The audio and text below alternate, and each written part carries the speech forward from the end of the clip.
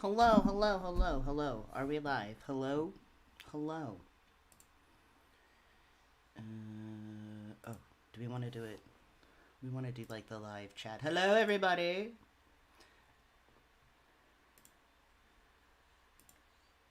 I was like caught up, like watching something. I got so distracted because I was like trying to figure out like more information about something. It's nothing important. And so I am late. Hello. It's Friday. We are live. My name is Jan, and I am still getting my shit together. Chat. And why am I wearing sunglasses? For the hell of it. I was clearing off my desk. They were there. Actually, they were on the kitchen counter. Anyways, I grabbed them to put them away, and then I just put them on. I hope everybody is having a lovely day. It's been a long week. We have some really odd topics today. I'm just like, even when I like lined everything up, I'm like, this is gonna be a weird. This is just gonna be a weird night. I don't know. Some of it uncomfy, like some things, especially like when we talk about Russell Brand stuff. Some uncomfortable subjects there, so you might want to skip that one. So I figured maybe I'll do that first. We're going to talk about Lauren Boebert and her getting caught at the theater during a Beetlejuice play. Or was it the movie? I don't even... No, it was a play, right? Or a musical? Getting a little handsy with her, her date there. Hey, Cassidy! I hope you are feeling better. Oh, the microphone is up here. It should be over here next to my face. That would be good, Jan.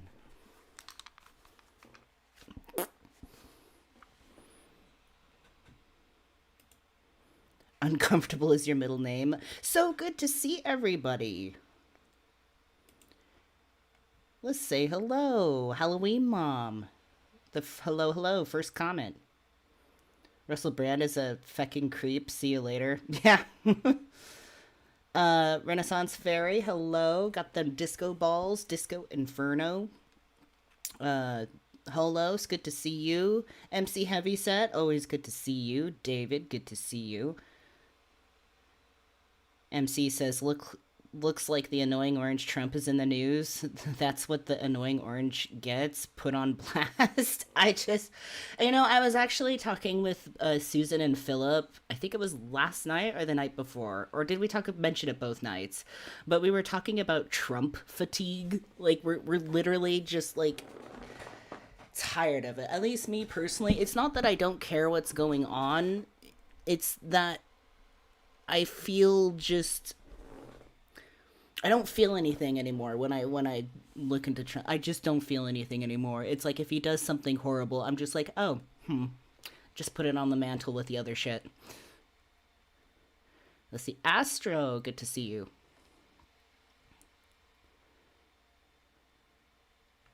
And Philip! Oh my god, Philip, you haven't been here in ages.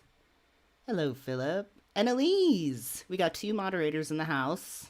Philip and Elise. Cassidy just wants to lurk. You can take a back seat. Becca, good to see you. Spiral, good to see you. I was like, I know I'm missing some people. Cassie, another lovely moderator of ours. So I used to wear sunglasses on stream all the time. I don't know why. Something about, probably because the lights I had set up at the time were like really bright. It's actually kind of nice. Philip's just saying hi. Oh, I can't put these on and the headphones. You like the sunglasses vibes? Yeah, that's why I'm literally just got them on for the vibes.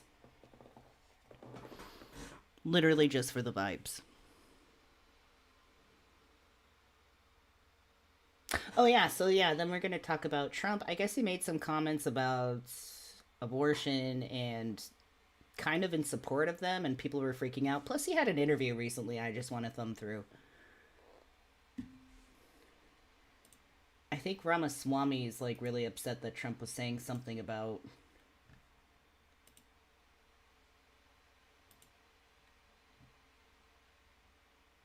abortion. I have so many fucking... Oh. No, Ramaswamy was talking about Obama repealing Obamacare. Oh, who cares? Ramaswamy is somebody we're going to keep an eye on. Puh, I have a feeling I'm going to be sick of him soon, too. So anyways, yes, hello, welcome everybody. We go live every Friday night chat. I've been tooling around with changing the thing of Friday night chat, but it's been like that forever. Like, we're on like episode 72 today of Friday night chat. Episode, I don't know, session, stream. So it's like, I don't know, it's hard. Like, I want to change it, but then at the same time, it kind of doesn't matter. I used to have like the 2 streams, and then I just went down to the 1 stream. It's been a lot of it. You know what? Holy shit. We've been experimenting with our live streams so much. I've tried so many different things, all sorts of different stuff, just to see like what I like the most. And what I like the most is to just, during the week, I'll just like keep my eyes peeled. I'll watch a bunch of new stuff, and then just like whatever sort of grabs my attention, I'll just kind of write it on a list, and then, you know, I'll save articles and videos and stuff and try to grab as much as I can by Friday, and then we just kind of cover stuff.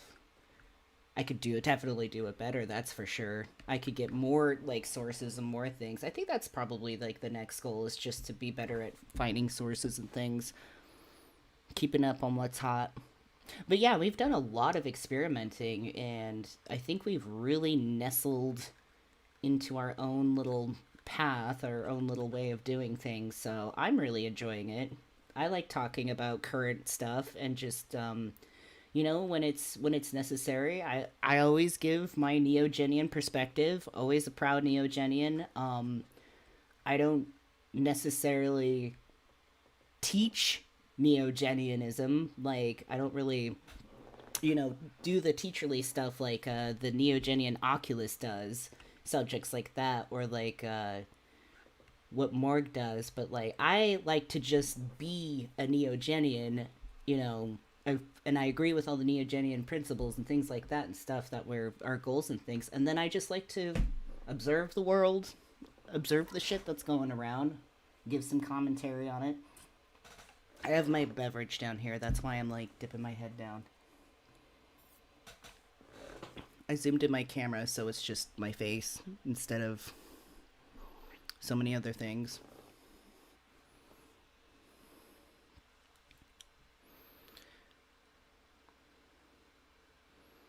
Hello, hello, hello.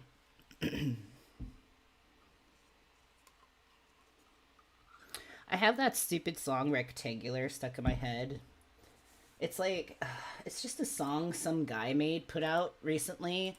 And it's a very simple song, and it's one of those songs that's like, you're like, this is bad, but it's done well. And now it's just stuck in my head. And I don't think he got it copyrighted, because I like see people like playing it all over the place. It's called Rectangular. Why aren't you?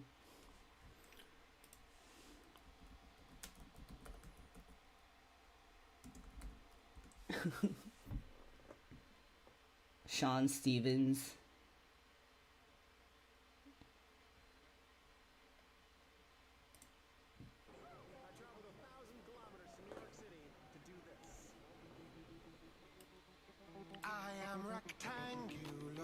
Oh my god. I feel it in my bones. I am rectangular. I don't know about his face. I traveled 1,000 kilometers to New York City to do this. I am rectangular. I feel it in my bones. I feel like this is a really stripped down Probably because the sound quality isn't that great for this particular one.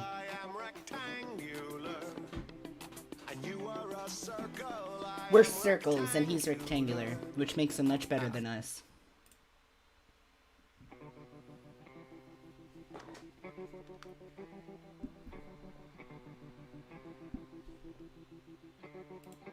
I am rectangular. I'm just gonna sit here silently as people come in who don't know what's going on. I am rectangular. Circle, I am rectangular. I feel no hole. What?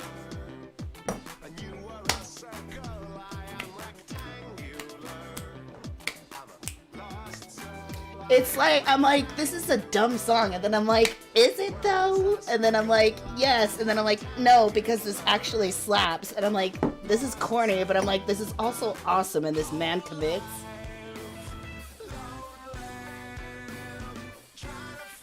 Anyways, I've been having that song stuck in my head for like ever.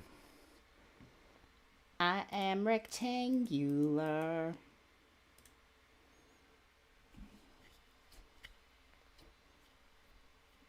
I'd rather have the toilet song. Yeah. And yeah, it's like, I'm like, this is bad. Like, I'm just like right there in the threshold of both being simultaneously good and bad. It's like Schrodinger's song, you know? It sounds like a kid's show song. It's like definitely a family-friendly song. That's for sure. I am rectangular. That guy has some serious teeth, though. Did you see that? What was his name? Rectangular song. What is it by?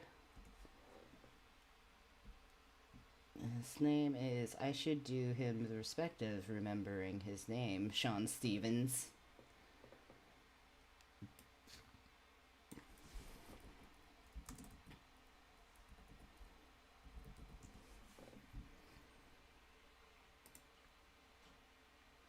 This guy, he's like really committed to this like green look. I don't know. It's like, you know, I dig it. He's doing his thing. One thing I don't understand is like how he's like this. He's a pretty decent musician here, like, and he's a good songwriter, but it's like, and he's got a great look, but it's like he looks punky, but at the same time, I'm like, why do you also look like you're gonna sell some like home insurance to me? You know what I mean? Like, this man is like a car salesman or like a banker.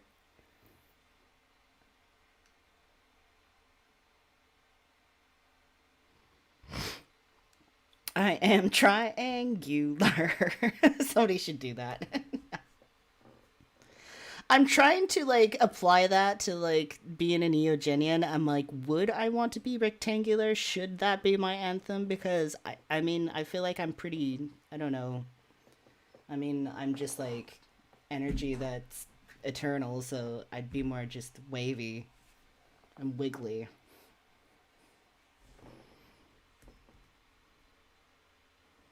Wait, what is this? I am rectangular. I have no home.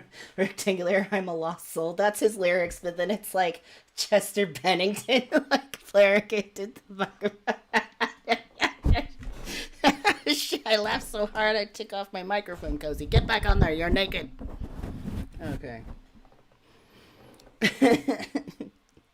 Hey, Tyler. Good to see you. Tyler, are you rectangular?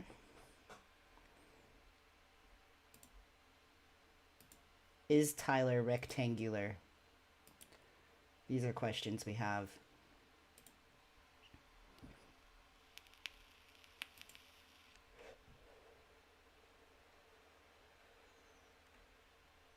I don't want to log into TikTok. New York City to do this. I am rectangular. I feel it in my bones. I am rectangular. I feel no hole. I am rectangular. And you are a circle. circle, I am rectangular. Feel no hole, rectangular. We're a circle. That's right, he's rectangular, and you're just a circle. I don't know if I should feel offended or not about that. Like, what's so bad about being a circle?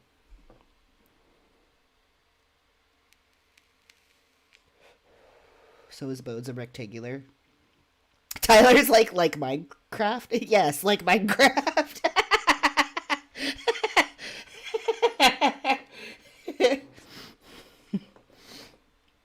Oh my god. So, I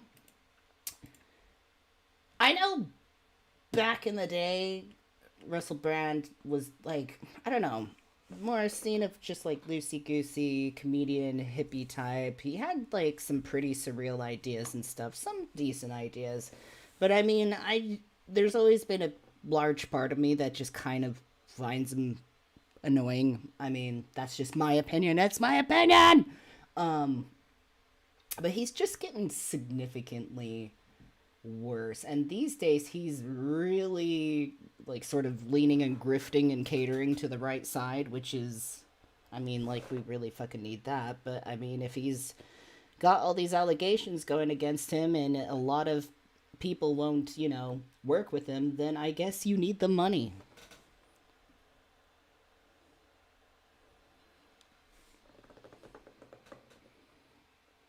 Spiral says, I'm not a big fan of him anymore. He's boring. He just really, I don't know. He was really popular and really hitting it big for a while, and then it's starting to fall through. Hi, Halloween Mom. Says, what the fuck is Russell Brand doing now? Exactly. Well, it's getting really serious with him. Schrodinger's box. It's Schrodinger's song, okay? Like, rectangular is both good and bad at the same time. You don't know. I am rectangular, and you are a circle. Send that to my haters. Ha! I'll show them what's what. So, here's a bit of a timeline, because there's just a lot of information around this, and I don't even have the timeline together yet. Russell Brand's timeline, scandal, and controversy. The comedian who is accused of SA spent the past 2 decades provoking. Recently, he pivoted to a conspiracy-fueled YouTube persona, much like I'm adopting a Western persona right now, a southern one with a southern drawl, kind of like Louisiana. I don't know why I do that. Anyways. So this is, right now, Russell Brand is facing allegations by 4 women, I believe. One of them, who was like 16 at the time, that he didn't do some nice things. What does Morg use? Violate or something? You really have to, like, I have to stop saying these things. Anyway, so, did some not so nice things to some women, like really overpowered them. Tricircular? Okay, you all stop distracting me with that. Immediately stop. Rectangular time over.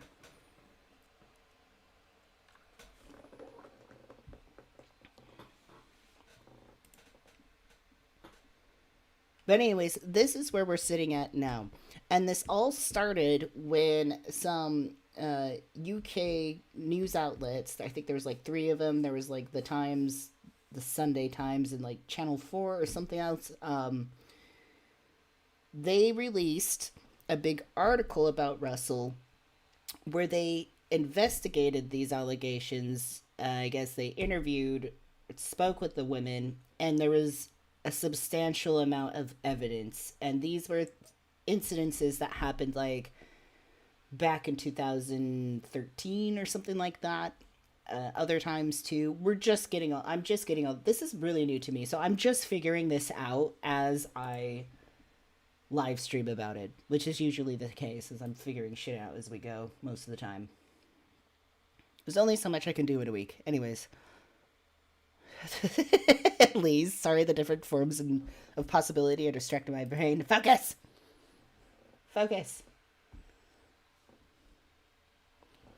Russell has a dark past. Yeah, Russell's a piece of shit. I just.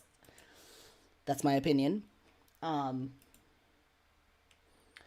So this is an article. It's New York Times. It's just going to give us a brief timeline. We're going to start digging into this, and we're even going to like watch his reactions to this, which is that's when I first started getting into this. Is I directly like watch his reaction. I'm like, what is going on, and why is he acting like that? Like, it's really, really fucking weird.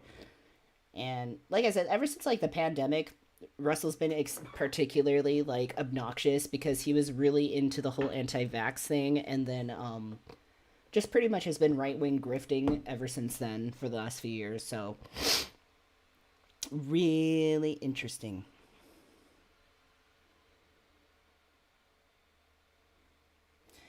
So, let's see. Let's blow this up. When Russell Brand debuted at Britain's most important comedy festival, he was instantly marked for fame. In August 2000, at the age of 25, he was part of a triple bill at the Edinburgh Fringe, and his opening routine involved coming on stage with a sack on his head and pretending to be the Elephant Man. Much of the rest of the comedian's short set was oversimplified political stuff, recalled Steve Benet, the editor of the comedy website Chortle. But Benet, who reviewed the show, said Brand's magnetic charisma meant that even predictable material had appeal. Okay, so just some commentary on his style and where he got started. He's really. Hey, that's the thing I've always thought about Russell Brand. I'm like, he's not that funny. I mean, I don't think so. I mean, sometimes he had some interesting things to say, but for the most part, I'm just like, meh. Anyways, Bennett said he was not surprised when Brand soon made the leap from basement venues to being a star on the British version of MTV. This week, Brand has dominated news in Britain for reasons other than his comedy after three media outlets made public an investigation in which four women accused him of SA. On Friday, Brand, in a clip posted on social media, denied what he called serious criminal allegations that came out in that investigation and said his past sexual encounters had all been consensual. That's not what is being said. So, throughout his turbulent career, Brand has been a celebrity known for his provocative, often sexual humor and run ins with controversy. At several points, whether in comedy or more lately as a politically charged YouTuber, Brand has made headlines in Britain and sometimes in the United States for scandalous incidents and edgy views. What happened was just another brief bullet point of like what happened. So, three British media outlets published an investigation which four women accused Russell Brand of SA, and he's denying him.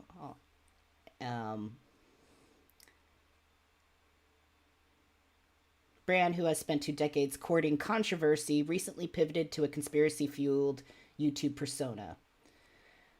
Here's a look at his. Yeah, because like here's the thing, he was like on television and stuff, and then like at one point, it completely stopped. I remember that, and then he turned to like YouTube, and there's just all this weird, like conspiracy stuff. Like yeah, like I remember when it was first when the pandemic first started and we started getting those vaccines out. He was definitely anti-vax. Scandal and controversy. Wait, is this the same? I thought you were sending me to some. Here's a look at his turbulent career. And then I clicked that, and then it just opened the page up again. Why do you make things clickable if you don't want me to go to different things? Anyways, YouTube has suspended Brand from making money from videos posted to social media platform. The comedian's channel has over 6 million followers. Okay. Is it? I don't know.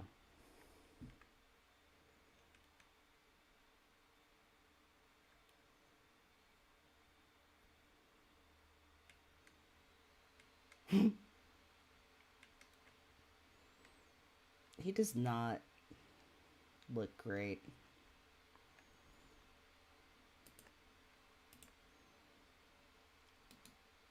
Okay, so Roy Slade, a media commentator and former tabloid editor, said that Brand had always looked to push the boundaries of what was acceptable, so it's been no surprise when he's overstepped them.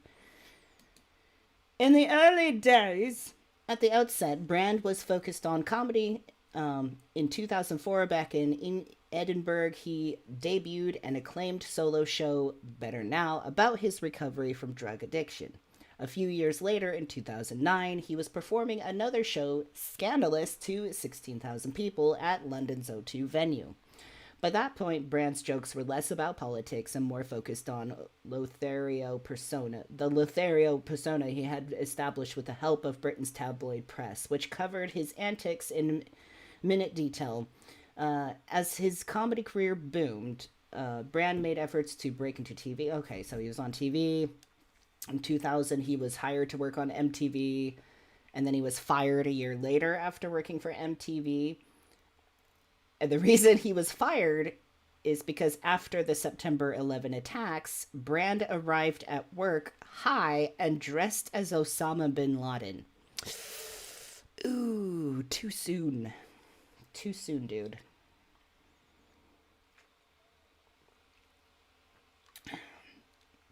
You don't fuck with America in 9/11, okay? It's one of our main holidays.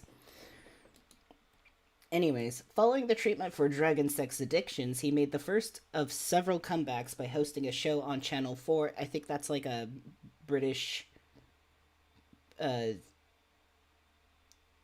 like PBS, you know? It's like a publicly owned free channel or something like that. Anyways, by hosting a show on Channel 4, one of the Britain's major TV networks, as well as another one on BBC's most popular radio station. In the United States, he grabbed attention when, in 2008, he hosted the MTV Music Video Awards and referred to President George Bush by an offensive name. What is the offensive name? And why does it have a link here? And what happens if I click on the link?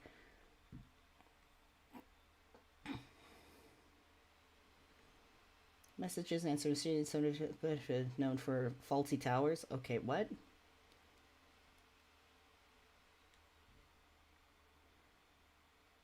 I just want to know.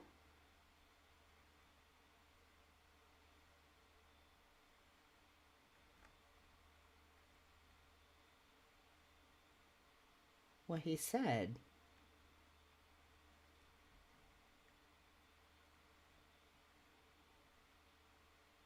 Oh, this is interesting. All right, pause. I want to know what he called it. So, a prank phone call. Wow, because you know what like makes you look sexy and hot as an adult fucking man? Making prank phone calls. Spiral says, I seriously can't remember why I liked Russell. I just found him during a phase. Well, I mean, he did say he has said things that I agree with. And he says some of those things very well. That's I don't think that's an issue. I mean, go ahead and like the I'm not saying go ahead and like him if you want. I mean, yeah, go ahead and like him or don't like him. I don't care. I guess my point is like he has said some interesting, reasonable things that are agreeable, but there's so much with that package. It's like, can you even like take that as a grain of salt anymore? He can be charismatic and pseudo spiritual. Yeah, he is really charismatic, and I think that's why he is pretty agreeable, you know. But it's like he's really into conspiracies, and I've run into this problem a lot with like people, especially like being Neogenian and this kind of stuff we talk about. It's like you'll meet people. I even saw like a TikTok meme thing about this where it's like you'll meet somebody and you'll agree on certain things like were ruled by the rich elite, and you know, there's people at the top that control everything, and it's like, yeah, that makes sense, and you know, it's like you agree on those things. It's like there's some corrupt things going on in the world, and then it's like then they'll take it a whole new step, like, and then the government is covering up like this certain conspiracy thing, or suddenly we're talking about reptilians, or suddenly it's like flat earth or like simulation theory, and it's just like, can we just Can we just focus? Can we just focus? It's like you always get those openers, and that's how I felt with Russell Brand. It's like he says a lot of things that I agree with. It's like this is corrupt and capitalism is corrupt, yes. And then there's like, there's the rich elite, and yes, like all this stuff makes sense, and we need to change this. And religion is poisoning people. It's like yes, yes, and then it's like, and then the vaccine is injecting you with 5G stuff, and it's like no, and then it's like reptiles, no, and then it's like flat earth, no. It's like people are so right on par, and then suddenly it'll take a hard turn into like conspiracies, and that's when I'm like, man, we can't even like stay focused on that. So that's what Russell Brand is to me. It's like he says very agreeable things I agree with, and then he just jumps off the edge with like some stuff. What is going on? Medications reminder. Oh, I have to take my pill. My phone is telling me to take my medication. Thank you, phone. Thank you for telling me that I need to take my meds, and I have to tell it that I took my meds. And this is how I keep track of meds.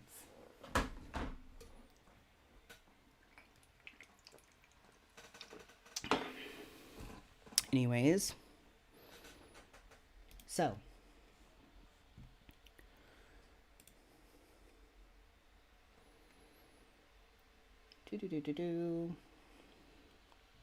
howdy, Mark. Why is my camera so bright? What's wrong with that?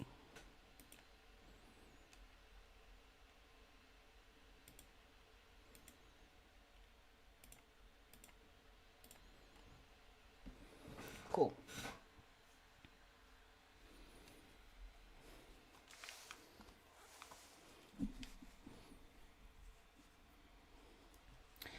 So, early days. At the outset, Brand was focused on comedy. Okay, he was focused on comedy in 2004. We read all this. Okay. Oh, okay, yeah. Okay, so now we're on to the prank call. Right, okay. So Brand's rise in Britain only began to stall in October 2008 when he recorded an episode of his radio show that included a series of prank calls to Andrew Sachs. Great. The veteran actor known for playing Manuel, the Spanish waiter in the 1970s comedy Faulty Towers. I have no idea who the fuck that is. Andrew Sachs. Is it Andrew Sachs, actor?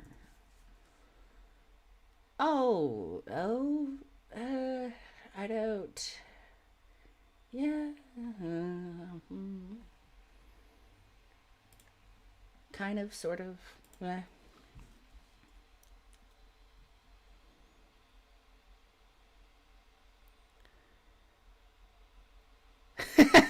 No, this is exactly what we're talking about. Only it's like teetering very much from likable to extreme like annoyance. Especially since he's gone very right wing since the pandemic. Anyways, so prank phone call. Brand's rise in Britain only began in blah blah blah when he did it. Andrew Sachs, the veteran actor known for playing blah blah blah.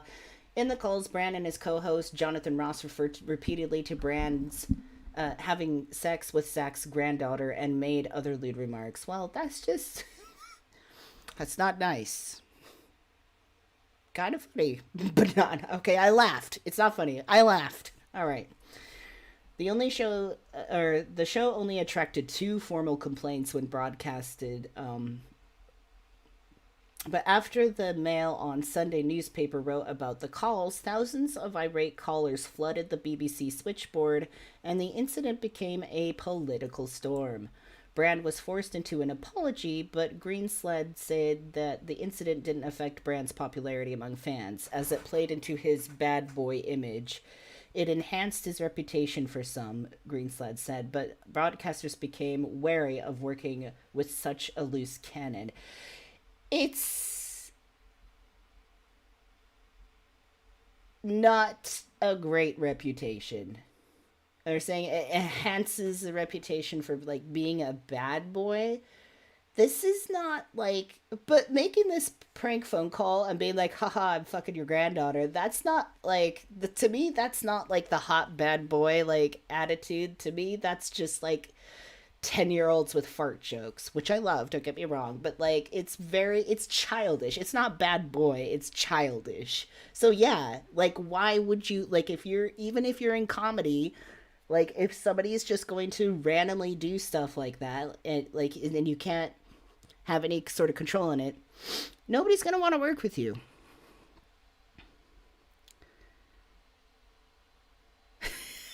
I was just talking about that, Mark. I was just talking about like how Russell's like, it's like you'll agree with a bunch of main things, like capitalism being terrible and like religion being poisonous and things like that.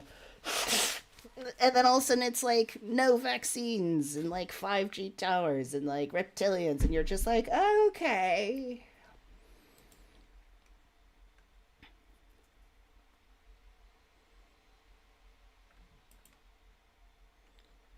So pretty much people don't really want to work with him.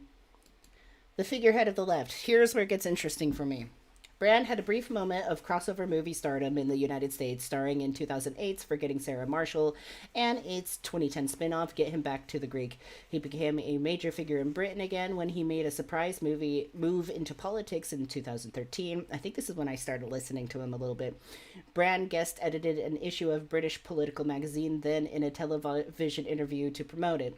The comedian admitted he'd never voted, and I remember that, and called for the creation of a new political system that focused on the needs of ordinary people and didn't destroy the planet or create massive economic disparity. I remember that precisely, and that's kind of an example of stuff where it's like, he's got some really good, interesting points that are agreeable, but then it's like, he really took a turn.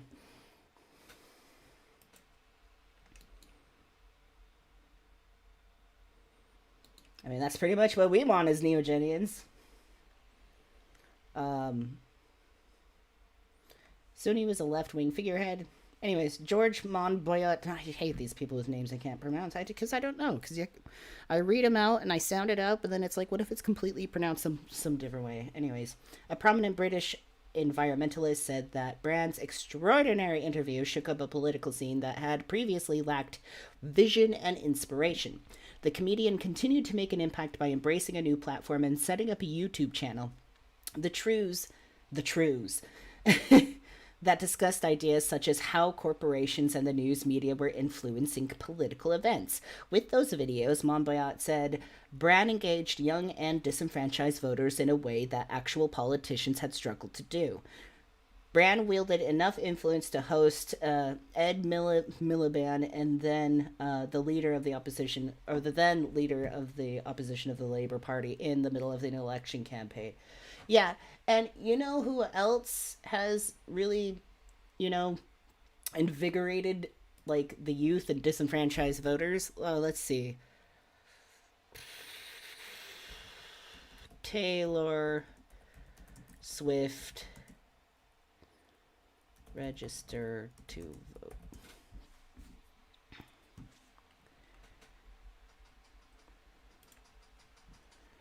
Yeah, Taylor Swift Instagram post helped drive a surge in voter registration. Okay, so she got onto her Twitter. Was it Twitter? Oh, Instagram. And she told people to register to vote. And there was 35,000 registrations right after she did that. Other people are doing it too. Russell isn't special, which is cool. Go Queen. Go girl. That's a good... Amazing how it takes that to motivate people, but I'll take it. Taylor Swift for president right now. I'll take it. Over anybody else, frankly, that's running.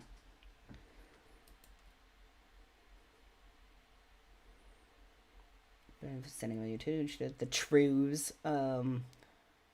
Engaging. Yeah, okay. Vaccine skepticism. I remember this. This is when I'm just like, man, you're really a douche. He found an audience for the whole buffet. Brand likes both higher consciousness ideas and wide conspiracy theory. Yeah. He is Tony Smart. He's smarter than Joe Rogan, but that's not hard to do. But even with Joe Rogan, as much as I really dislike him and think he's full of shit, every once in a blue moon, every once in a great fucking while, Joe Rogan will get something right and have good points. But it's just so few and far between. It's like hardly even worth it, I guess, to mention it.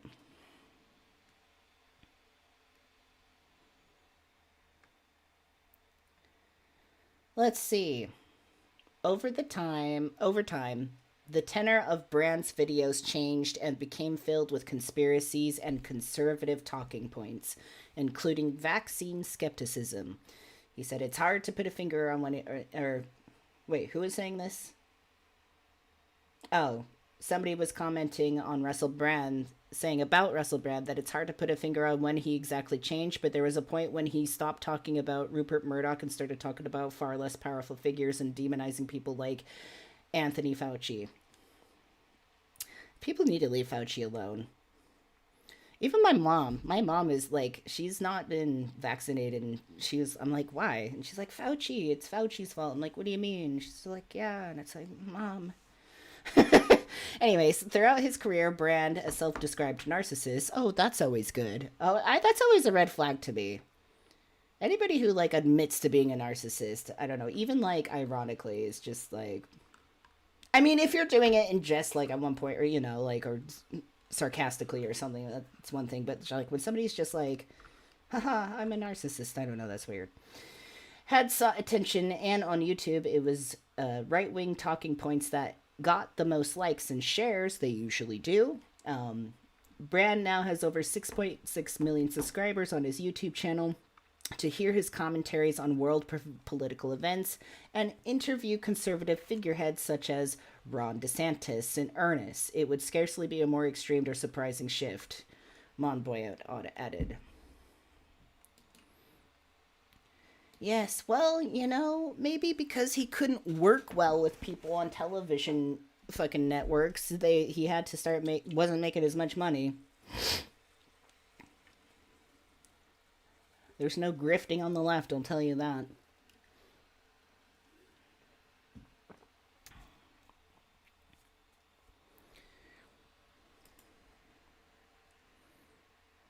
Anyways, on Tuesday, YouTube blocked Brand from making money through the site where he collected payments through advertisements and promotions. A spokeswoman for YouTube said that in an email that if a creator's off-platform behavior harms our users, employees, or ecosystem, we take action to protect the community. Yes, anyways, well, when you keep spouting anti-vax nonsense. Anyways, Joe Mulhall, director of research at Hope Not Hate, a British organization that keeps tabs on far-right groups, said that Brand's shifted mirrored those of many during the COVID-19 pandemic. Some people who were naturally skeptical of medical orthodoxy began questioning the safety of COVID-19 vaccines and were then dragged into much wider conspiracy theories through online communities. Brand, an anti-establishment figure, could have equally seen those minor views as appealing, he added. Over the past year, members of the British far-right groups had begun sharing Brand's clips. Mulhall said some did so only reluctantly, he added, as Brand had previously mocked and attacked right-wing groups, especially for positions he deemed to be anti-immigration and racist. Even before the recent allegations against him, Brand's career seemed to be situated at a point well beyond a traditional audience, even as his popularity as an online personality increased. Clearly, the road through his entire career has been a desire for attention, Malal says, but with his post-COVID pivot, he's sacrificed much of his mainstream appeal. Yeah. Interesting that he took a turn at COVID, but COVID made a lot of people go crazy, I think. Me included. No, just kidding. So back to the bit.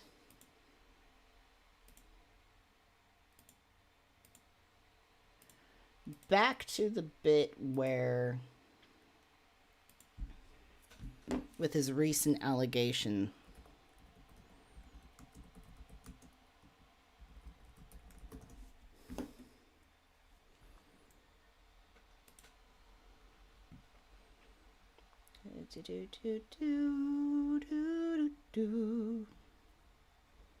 I don't think. Oh, this is like the main article. I don't know if we could even like read this. Join for unlimited digital access. I don't want to do that right now, but I want to read it.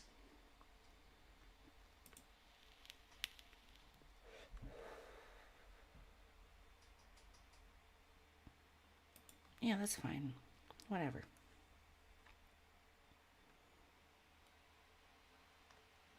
Is this something we listen to? Please sign in to watch. Ugh. Are you fucking kidding me right now?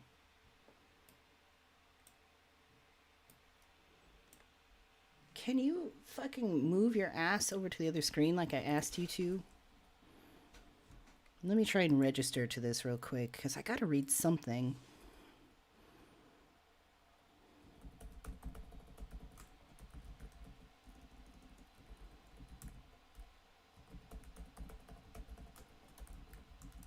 I hate it when, like, articles and stuff are...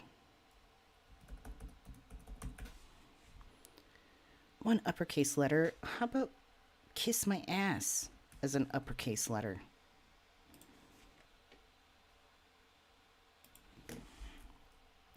Jan Dingledopper. I don't know.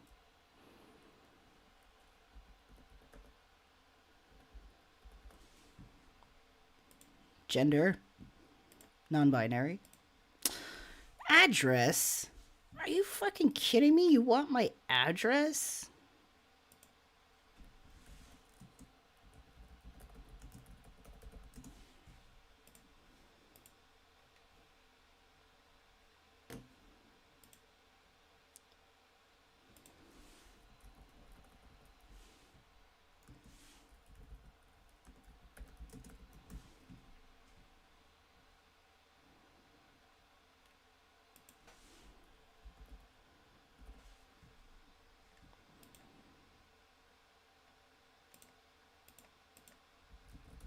Okay, so apparently you need like an address in the UK. Never mind. That's actually really annoying. I'm just trying to like read about the allegations right here so far. Hold on. I thought I had one up. I would like to read from the original news sources, but they're like either behind a paywall or you can't see them. Hey, Morag, thank you so much for the super chat. Good to see you. Appreciate that.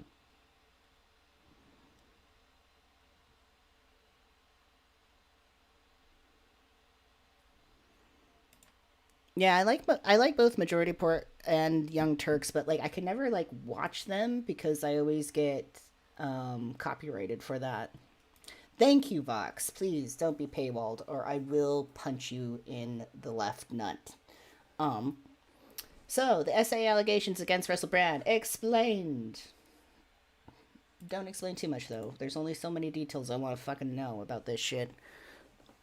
So, comedian Russell Brand has been accused of doing some not so nice things to people. No, I just... Listen to me. Fight with this. Doing some not so nice things to 4 women. And there's details of the incidents that took place over 7 years, according to an investigation by UK Sunday Times, The Times, and Channel 4's dispatches. All 3 of these are like paywalled or what? I haven't like looked into them. Anyways, Brand denied all allegations in a social media video he posted on Saturday. That's when I first started like tuning my ear to this, because I saw that on Saturday and I'm like, what is going on? During the time in which he claimed that these encounters were consensual. Well, of course he did. Brand is the latest high-profile figure to face such allegations, as more and more people have spoken out about SA following the rise of the Me Too movement, which shined a light on sexual misconduct by powerful individuals, including film producer Harvey Weinstein. I just gag even saying his name. Anyways, following the release of the investigation, additional people have come forward with undisclosed allegations about Brand. Claims the Times had said that they are working to verify. Okay.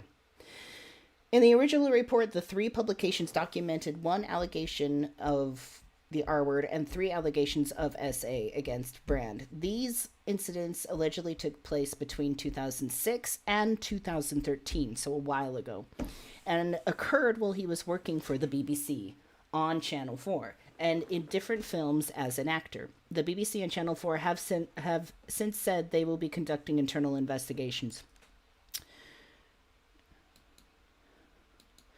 Historically, Brand has been known for embracing a hedonistic dirtbag persona. Zing! I mean, do we have a better? I don't think we have a better description of him. A hedonistic dirtbag persona. No, he is a hedonistic dirtbag. Anyways, as both a comedian and an actor, he's perhaps the most associated with starring in films like Forgetting Blah Blah and Blah Blah and Marrying Katy Perry and performing candid stand-up. And he has spoken at, yeah, so I remember his whole thing with like drug addiction and he's like addicted to sex apparently. The allegations and the additional context provided in the investigation underscore what appears to be a pattern of sexual misconduct by Brand, as well as a recurring abuses of power in his role as a media personality and comedian. The report also comes at a moment in which the enduring effects of the Me Too movement are evident, as is the backlash of hazes.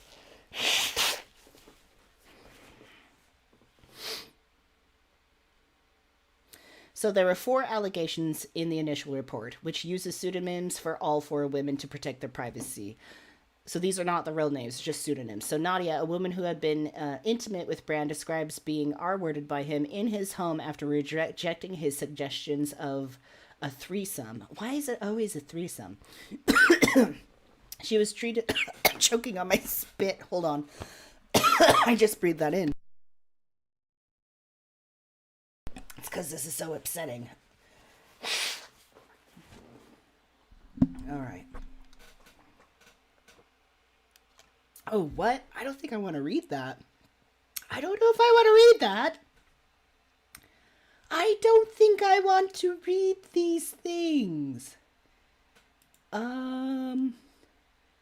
She was treated in a crisis center. There's text messages.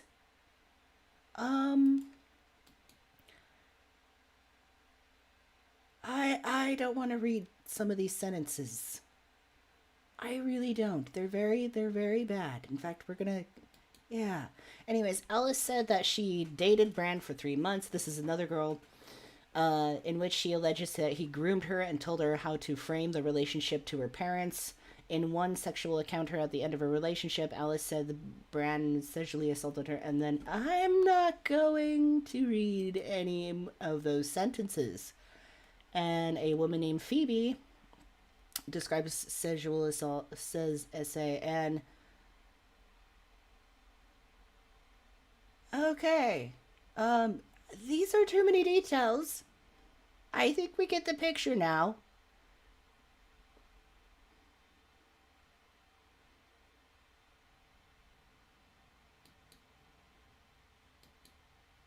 Okay, now it's just talking about the Me Too movement. I definitely have thoughts about that, but we're gonna have to save that for another time. So, some not so nice things. Wait, Kevin Spacey. Where did we get into in this? I must accidentally, like, clicked on something. Anyways. But I guess in these articles, like, there's, like, massive amounts of evidence and stuff. We'll just take their word for that on that one. But those are some not so nice descriptions, and I don't want to read them. I don't like reading sentences about people doing horrible things to other people. So here is Russell. Let's hear what we has to say. The first one's like 2 minutes, this one's like 3 minutes. And he's got like the same look in each one, looking like the guy from Ancient Aliens. Allegations, he's saying, instead of aliens. What do you have to say? Now, this isn't the usual type of video. Hello there, you Awakening Wonders. Now, this isn't the usual type of video we make on this channel where we critique a... Wait, did he call us Awakening Ones? Is that his thing? Hello there, you Awakening Wonders. Now, this isn't... Awakening? Yeah, we're wide awake now, Russell. Thanks. The usual type of video we make on this channel where we critique, attack and undermine the news in all its corruption, because in this story I am the news. I've received two extremely disturbing letters, or a letter and an email. Why is he one doing from this? a mainstream media TV company, one from a newspaper, listing a litany of extremely egregious and aggressive attacks, as well as some pretty stupid stuff like my community festival should be stopped, that I shouldn't be able to attack mainstream media narratives on this channel. I just want to, like, mute him and just play, like, Sandstorm over this. Hello there, you Awakening Wonders. Now, this isn't the...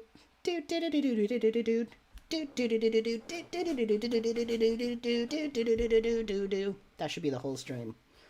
Two extremely disturbing letters, or a letter and an email, one from a mainstream media TV company, one from a newspaper, listing a litany of extremely egregious and aggressive attacks, as well as some pretty stupid stuff like my community festival should be stopped, that I shouldn't be able to attack mainstream media narratives on this channel. But amidst this litany of astonishing, rather baroque attacks are some very serious allegations that I absolutely refute.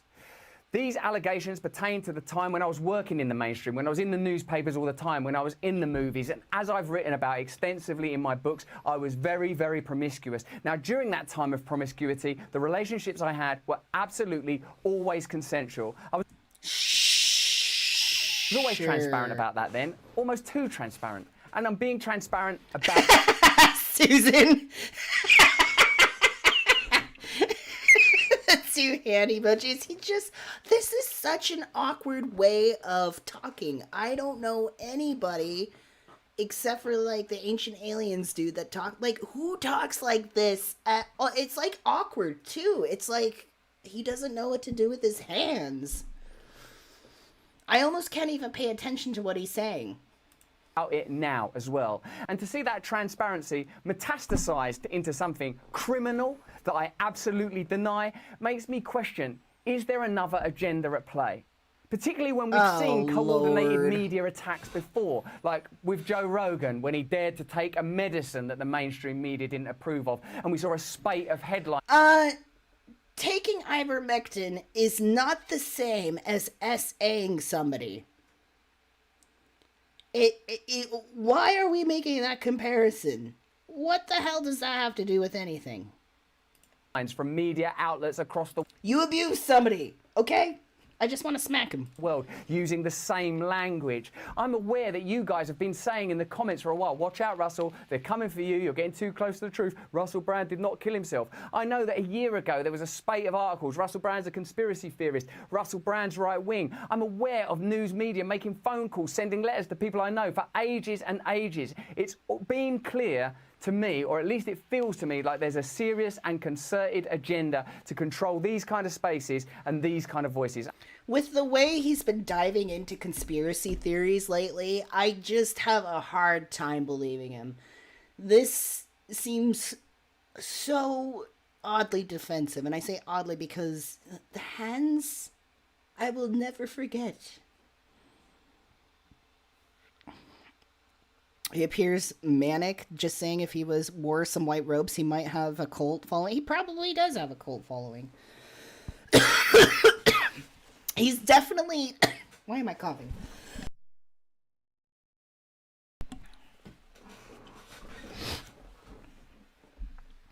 He's definitely not as weird as,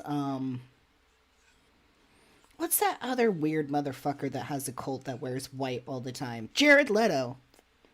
That's fucking weird. We should look at that into Jared Leto sometime. That's some weird ass cult shit going on there.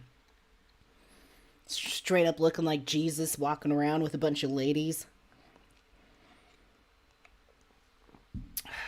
Why do people have to be weird?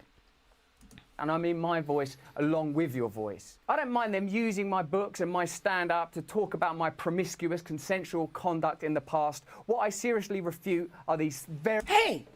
No slut shaming. I don't slut shame here. Be a slut. Be a hoe. Hey, that's fine as long as it's consensual, which it sounds like it's not. If 4 other people are coming out and saying that, and I highly doubt it's a coordinated conspiracy attack. I'm sorry. I get so irritated when people come out and say, hey, this person assaulted me in a very violating way.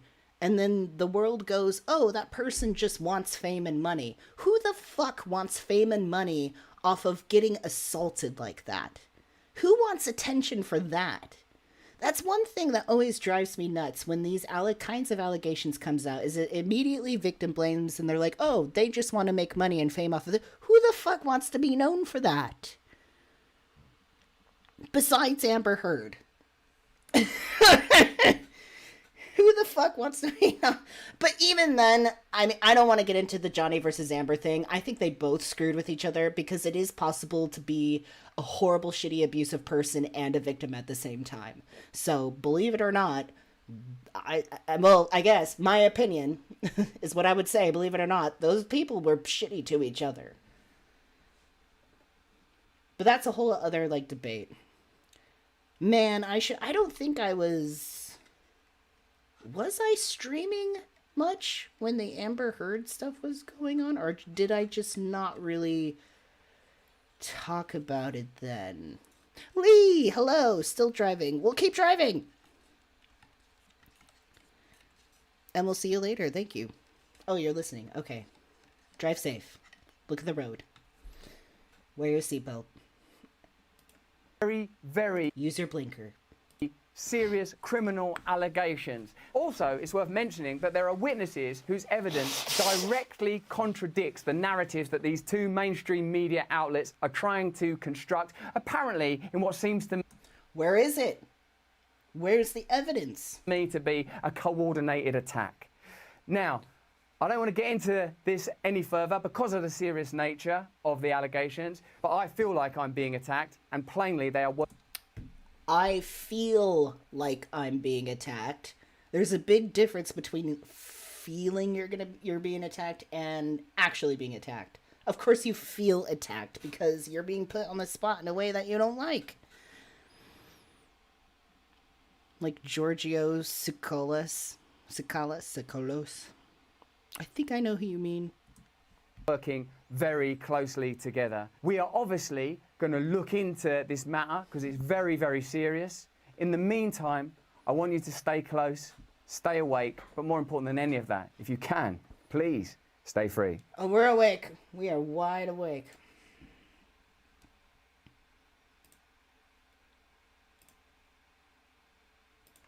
So we put that out Saturday, and then this was released 2 hours ago. Oh, I thought it was like yesterday. No, so this is 2 hours ago.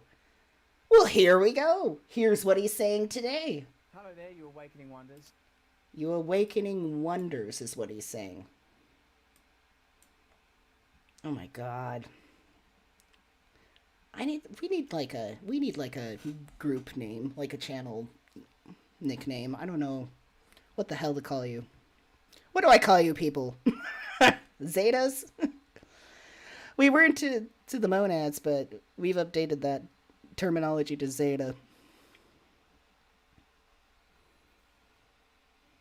He might be talking directly to us. I don't know. I feel like if I was there in person, he'd be like squeezing both my shoulders like a little too hard, you know?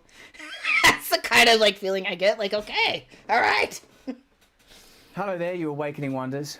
Obviously, it's been an extraordinary and distressing week, and I thank you very much for your support and for questioning the information that you've been... Okay, so your lighting got shitty, your sound got shitty, your hands remain the same. Okay. I cover Big Pharma sometime. I have so much to say about that. As somebody who used to be highly against taking medications prescribed at all, like for treating like mental issues, and now I'm fully medicated and I'm happier than ever. necessary scrutiny. That's a whole other subject. How they've been able to support now more than ever. No, in fact, at this point, I won't be surprised if Daily Wire... Well, I thought that was going to be more about allegations, but it wasn't. So, Russell Brand...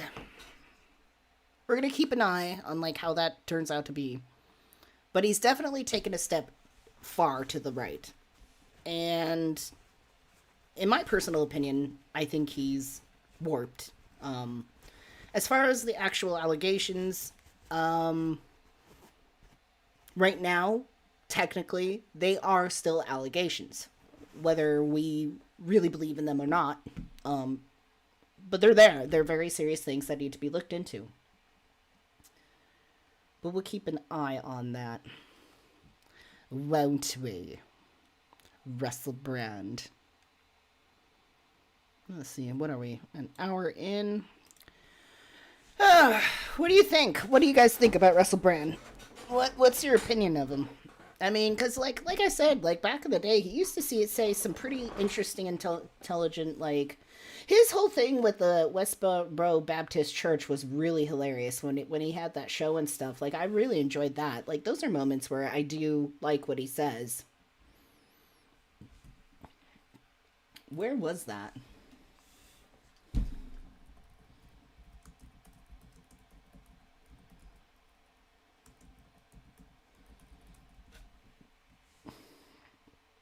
Oh yeah, this was funny.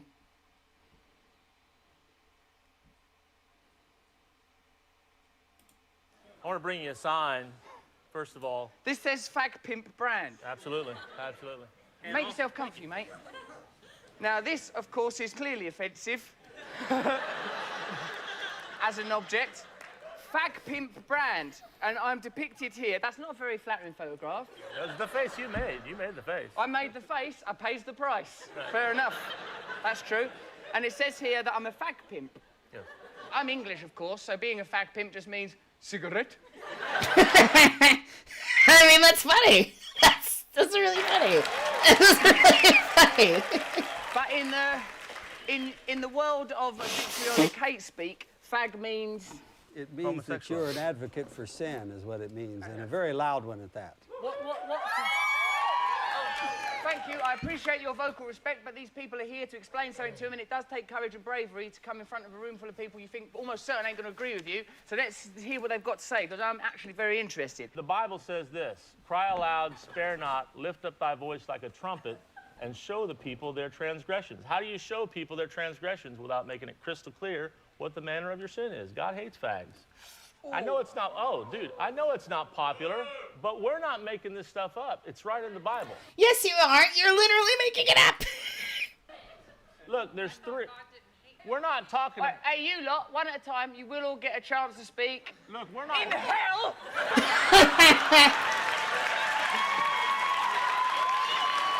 It's simply God condemning what is objectively and indefatigably wrong. That's what it is. I understand that. Other than the accent, very well put. This is how this language is supposed to be spoken. Yeah, exactly. Cheeky. Exactly. Look, and we just preach the Bible. We're not making this stuff up. The UK... That's their catchphrase. I like it. The UK... Baptist Church. We're not making this stuff up. This is to be found also in Corinthians.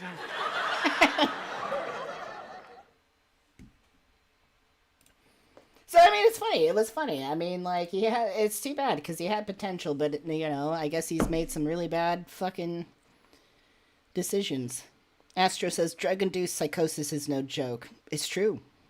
Cassie says, I don't know much about him, but I get the vibe that Brand has taken a lot of drugs and fried his brain. He has. He actually, there's, like, a big documentary about him, like, going through drug rehab and everything. Laura says, I do like his sense of humor, at least things like the clip that's being shown right now. He said later in regards to the sign they made of him that he thought it was, yeah. I mean, that is fun. He has his brilliant moments, but that's no excuse. That doesn't cover what's going on with him now. Mark says, I think Bran is a maniac, but a likable maniac who is very transparent about his history with addictions, potentially a force for good. I don't want to jump into conclusion about the allegations. It concerns me when there's, like, multiple people involved. You know, that's when I'm like, there's definitely some truth to this. Not saying, I'm not saying that if there's only one victim coming out, that it's not most likely not true. That's not what I'm saying. It's just like when it comes from multiple sources, it's like, wow, like there's something going on. But according to him, it's orchestrated, which for what? I mean, okay, like for what? I think this is where he might ingratiate himself as some like righteous member of or righteous advocate of free speech, and they just want to silence him or something like that. That's where I feel like these kind of things go, which is very much like a right-wing mentality. Davis says, I personally think there's conspiracy going on in most of the big areas of power, but also there's a lot of good. Also, we need to put up resistance to keep it on the positive side. Yeah. Elise says, he's definitely gone down the right-wing conspiracy road the last few years. Yeah, hard right. This actually kind of looks orchestrated. I don't know, says Mark. We don't, well, that's the thing, though, with allegations, we don't know. We don't know. We honestly just don't know. Rumble didn't dump him. He's been on there for several months now.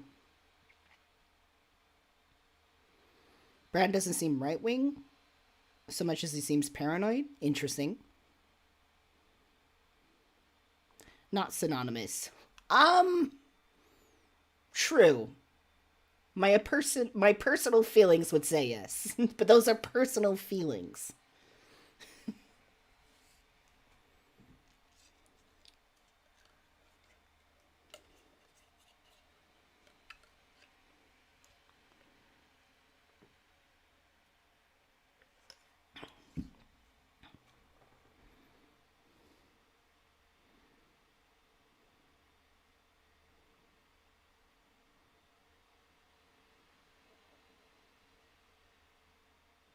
I think when he's self-admittedly promiscuous and very interested in sex, I think you have to have a lot of responsibility when you're engaging with other people.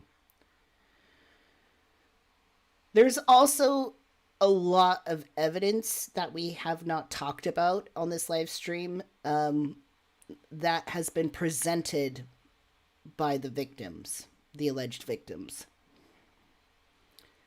All of those, they're currently behind a paywall, but it is available. So we haven't really deep dived into that.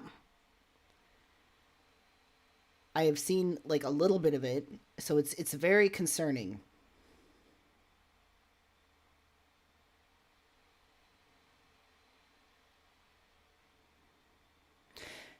Yeah, here's the thing. Sometimes I feel people play devil's advocate, or like not even that. They're kind of just so neutral that they're on the bad end of things. You know what I mean?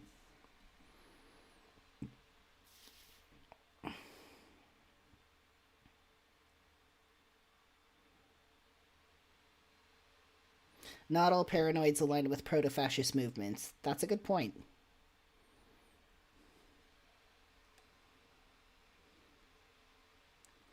That is a good point. All right. Let's move on. Let's move on to Lauren Boebert. Lauren Boebert, this fine young lady here, who I'm sure you all have known. They've been on a $4.9 trillion spending spree, and you're paying the price. Inflation was 1.4%. Now it's 8.3%. 30-year mortgage rates were 2.6%. Lauren Boebert, can I get her saying something on like trans issues or something like that, or like morality?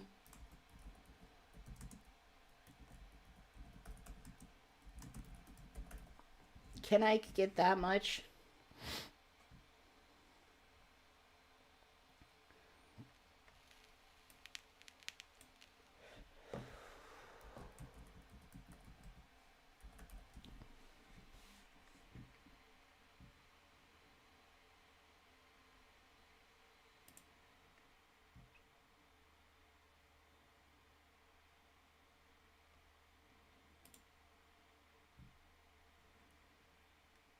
Just some sort of snippets of, like, how terrible she is. Why can't I look at this? Is it because of my ad blocker?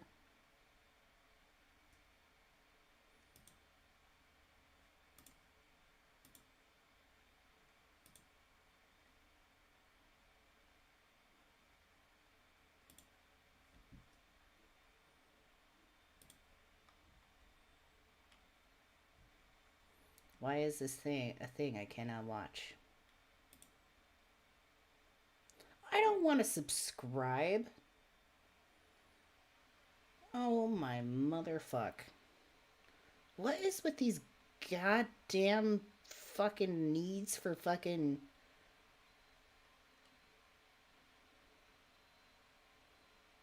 Anyways. I'm just trying to, like, paint a picture of, like, what kind of person she is. But she's pretty much the type that you would think. I mean, very right-wing, very political, obviously.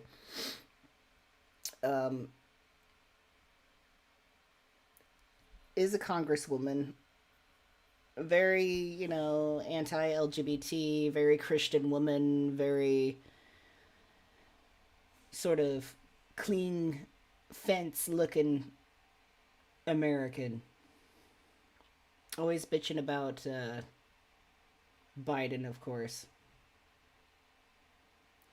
The Pentagon shouldn't be funding abortion. This isn't a controversial statement. Taxpayer dollars are not meant to be funding abortion, period. Have we forgotten the Hyde Amendment? Yeah. So you can pretty much gather where she's at with that. Children are drowning in rivers. Like, you fucking give a shit.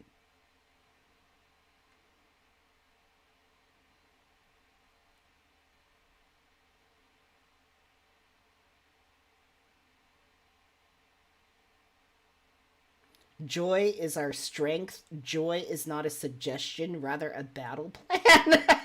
What? What? Joy is a battle plan? A joy is just... it's just joy. You know, they say trans joy is a thing now. I guess that's our battle plan. Fuck you, I'm enjoying myself. And she is got a serious battle plan.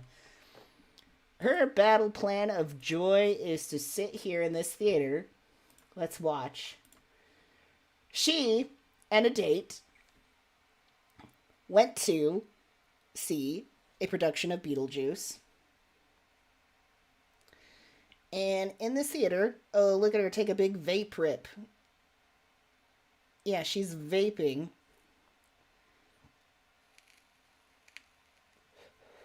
Cheers to that. They've been drinking. All right, you see them, like, they're right here. Like, she's taking selfies with a flash. All right, you see this? You see this here? The guy with the dark hair, and, like, she's right here next to him. And this is the kind of behavior they have in, like, she only vaped, got loud, and groped her date. I mean...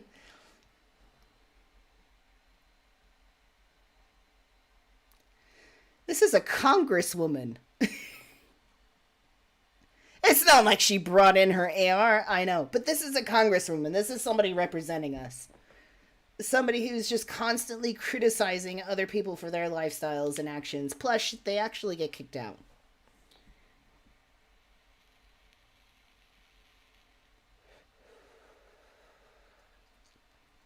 This is long footage. You're really not... I mean, I vape a lot, but, like, I would never think to, like, vape anywhere, like, at a performance like that. I mean, I vaped at an outside concert recently.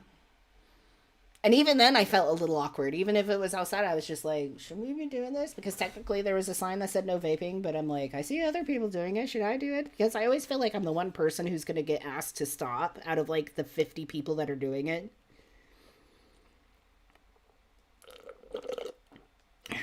I remember, like, as younger, going to concerts and, like, smoking joints right there, or hitting bowls, like, right in the middle of the fucking general administration, you know, like, right in the pit. I'm like, how did we do that? now I'm so square, I'd be like, everyone's gonna smell it, everyone's gonna know. Luckily, I smoke marijuana in the form of, like, vape cartridges now, which doesn't smell, but still. Did that guy just light up? Wait, did the guy next to her just light up? No. Okay, no. Yeah. Look at the guy that's, like, not her date, but on the other side of her. He totally, like, lights... Yeah, he, like... What's he lighting up? It looks like he's lighting up, like, a cigarette or a bowl or something.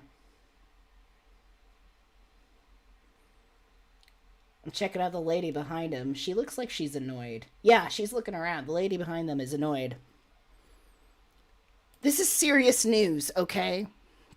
This is serious fucking news.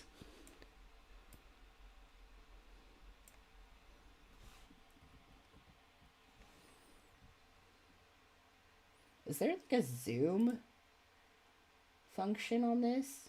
No. It's so tiny, but they're like all like right here.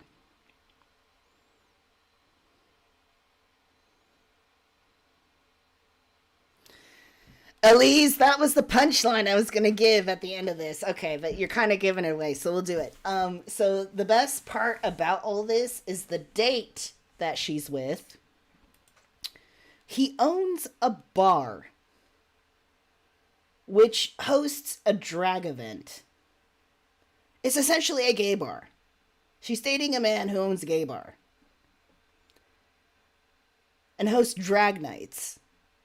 Well, she, as a congresswoman, is so highly against. I know, like, you did it. Somebody ruined the punchline for me, or the big news for me, like, oh, I can't remember who it was, but it was when we were talking about Jody Hildebrandt and Ruby Franke, and I was going to wait to give the conclusion that I think they're actually a lesbian couple, and somebody said it, like, I'm just like, you gave it away.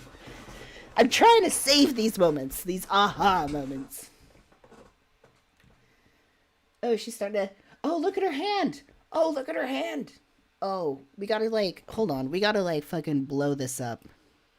We gotta zoom in there.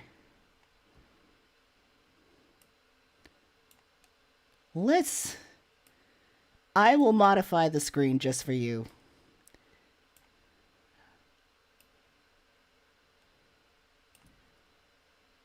Okay, I think... this will help. All right. There we go. We got him here. We got her here. This dude who I thought was lighting up something for a minute. This lady behind here is really annoyed.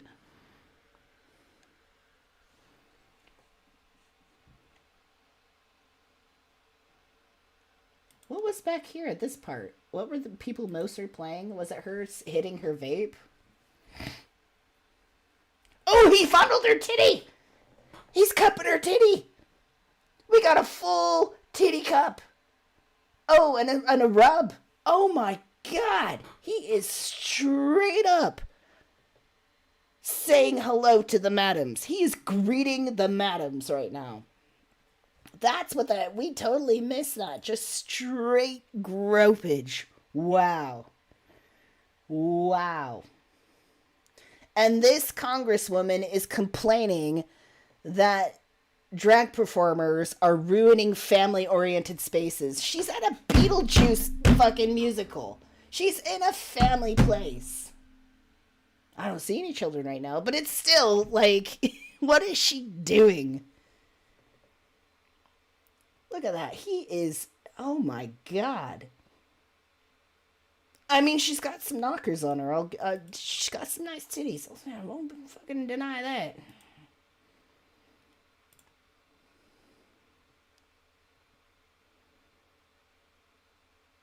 Okay, she's dancing. She's singing. Oh, what's this?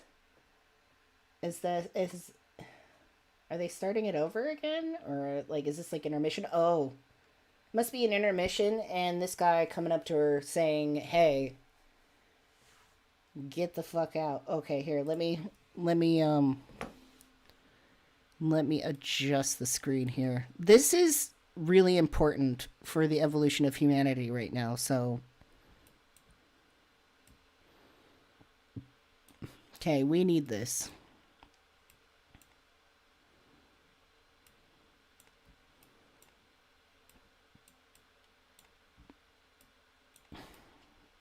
We need this. All right. All right. He's chilling. He's chewing on his snackies. And this is the point where she's like, do you know who I fucking am? Because she totally said that. She totally pulled the, do you know who the fuck I am shit. Laura says, I feel myself evolving. See? This is... exactly. Do you know who I am? And this man is, look at all those people crowding around.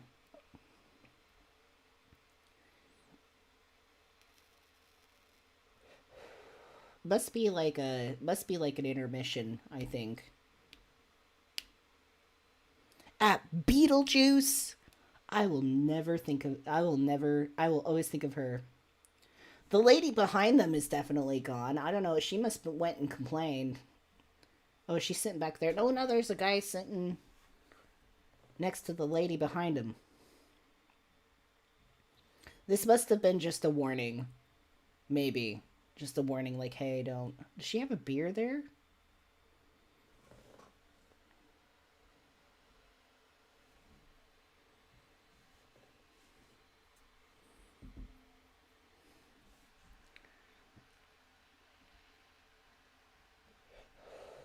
Oh, the lady behind her. Oh, right now. Where's my mouse? Hold on. The lady behind her, I swear, is telling her, like, hey, could you please shut the fuck up? And she's like, oh, she's giving the hand. Like, shut it. Do you know who I am?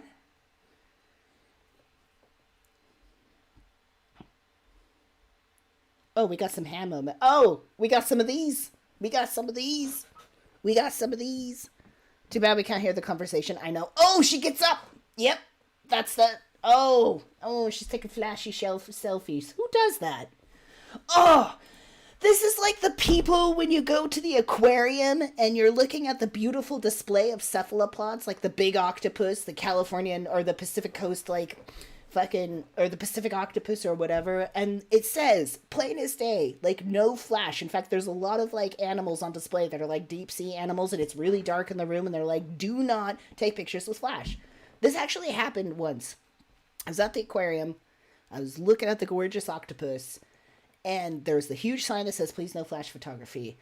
And what the fuck? Some tourist motherfucker is standing there with his camera and like straight up flash.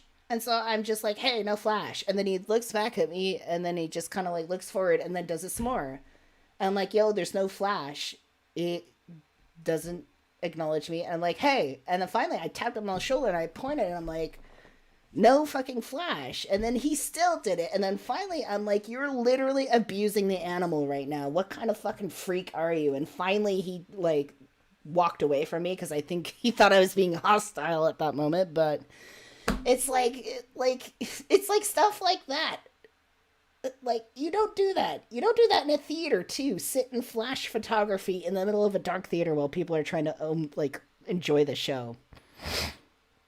Glad to see we're done with Russell Brand. Have you been here for the tit groping action? What's this? What's happening? This is Congresswoman Lauren Boebert in a theater with a date, enjoying the Beetlejuice musical while drunk and vaping and taking selfies and getting her titties fondled and jerking him off. Yes, we're going to go back to the boob gropage.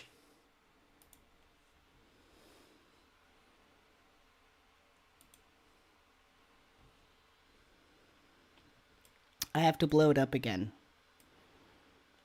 Okay? You see? This is Lauren Boebert, Congresswoman. This is her date.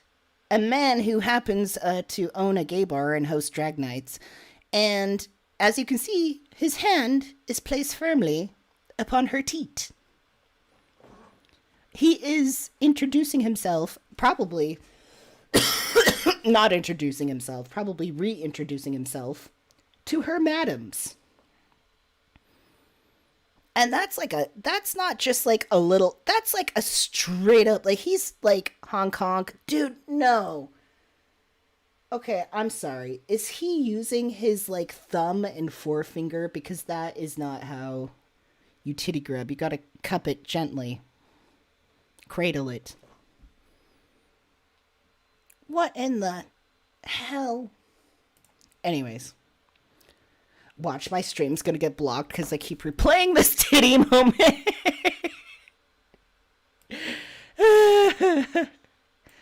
YouTube's like, we noticed you play the scene too many times. Oh, wait, whoa. Did that just, like, reshape everything?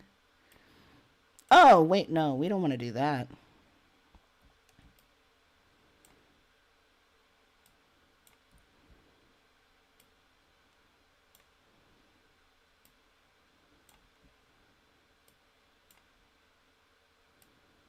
Okay, I need to stop messing with my little screen here, because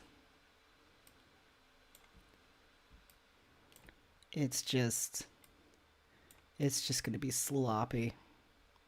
Sloppy. She's a good Christian woman, right? Yeah, exactly. That's the funny thing.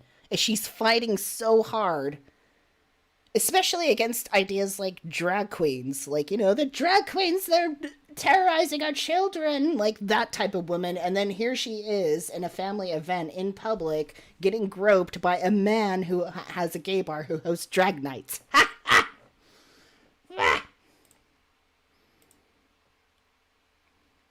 Anyways.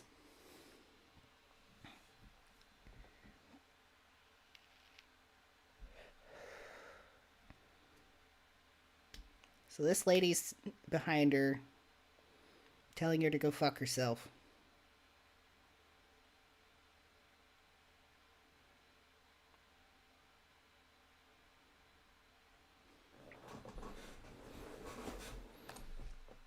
No pinching, right? We don't do this to titties. We don't do that.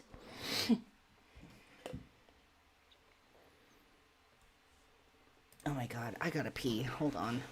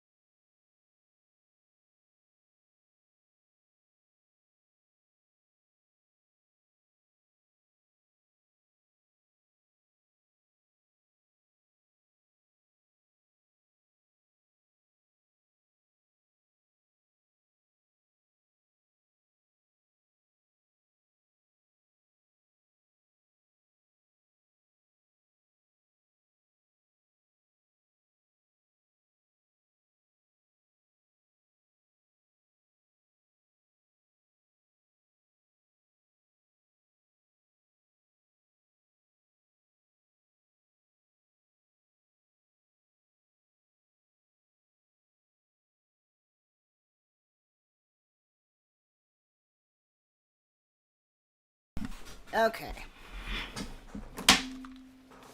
Hello, everyone coming in. Please like the live stream. That would definitely help me out a lot. I'd appreciate it. Thank you. Now let's get back to Boebert's. Let's get back to Lowen's Boebert's being squeezed.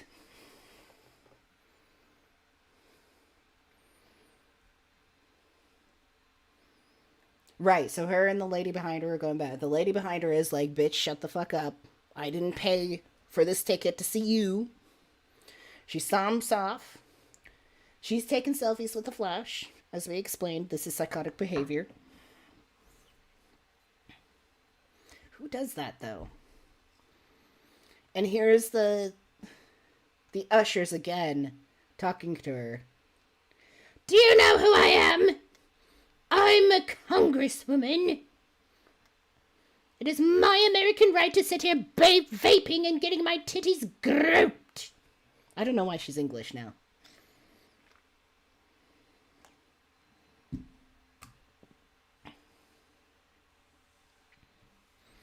There's like more footage of them like walking out.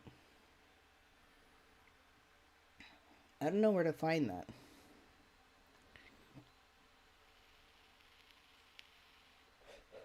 She lost her hearing down his pants. Oops, I lost my earring. I just need to look in here. I'm just looking for my earring. Man. Could you imagine sitting there at a random, like, show and then suddenly a congresswoman, like, you see them getting kicked out for, like, misconduct? Like, what the fuck? That would blow my mind.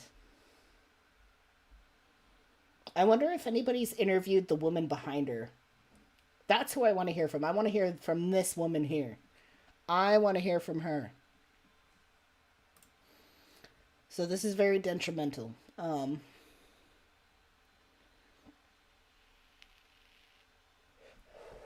was more footage of that, though, I thought.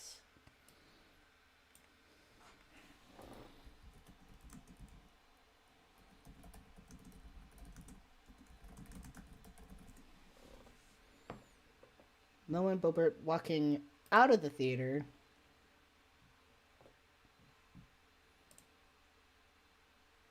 This is the moment Republican Representative Lauren Boebert was escorted out of a performing arts theater in Denver. No, I don't want commentary with it.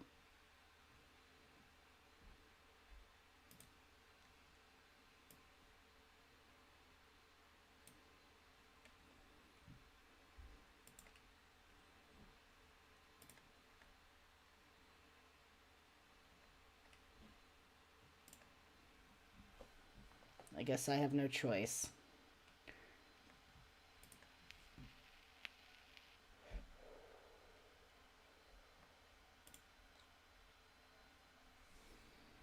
Alright, get the fuck out, ma'am. You can't be doing that shit here. She had to adjust her titties. She did the titty just. We all know that. Who have titties, you know, when you wear a tube top or a tight top, and you gotta, or a snug bra, and you just gotta.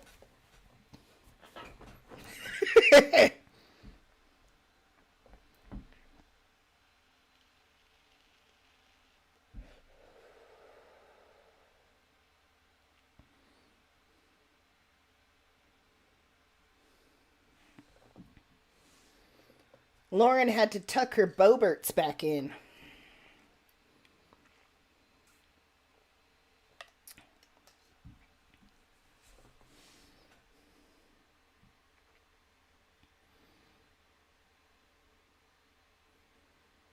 Alright. Get out. Get your tight dress and pumps out.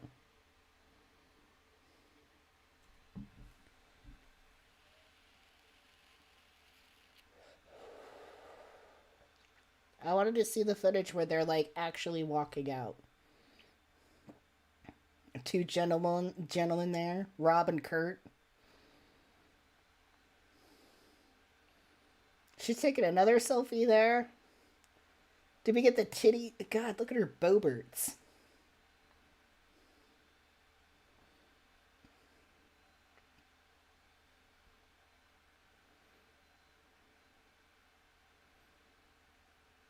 She's still, like, talking with them, like...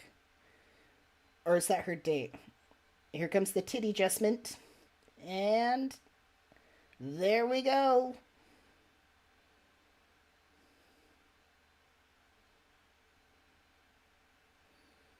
Out we go there.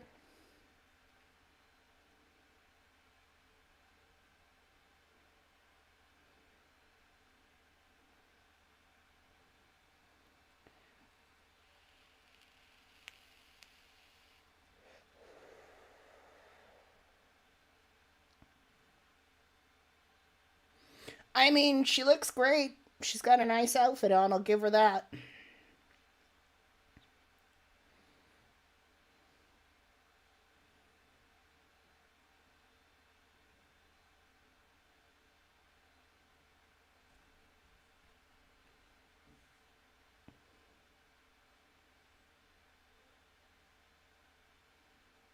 Alright, now we're at the door.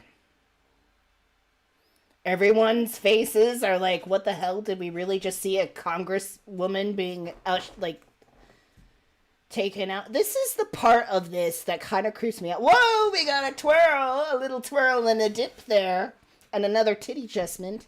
This is the part of the footage that kind of weirds me out. Why are there so many camera angles out of this theater?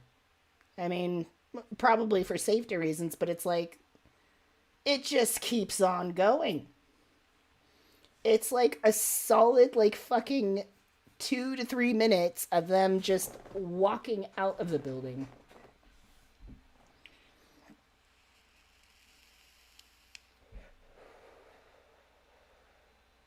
It's still going.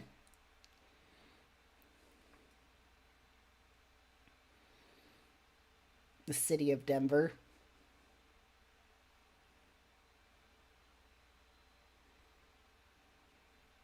And we're still going. We're still enjoying. She doesn't give a shit. They're laughing. They're swinging their hands. Holding hands, swinging it back and forth. She doesn't give a shit.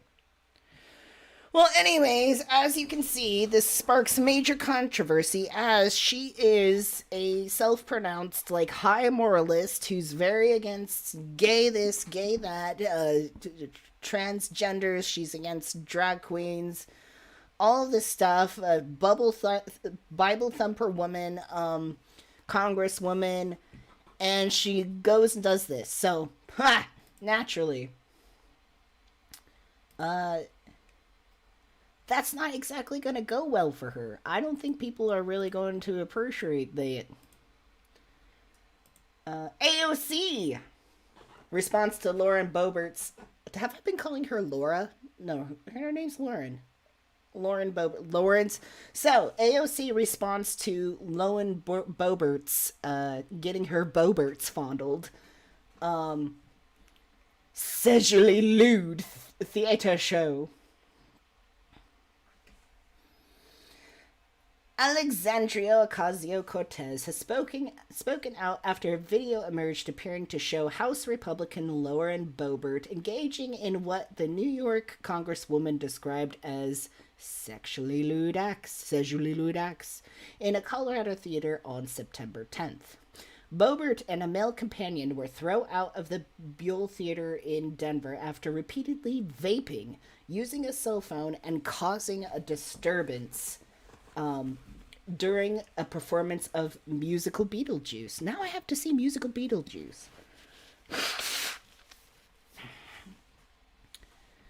And I do not have to fix my gain and mixer. It's just fine. Thank you very much.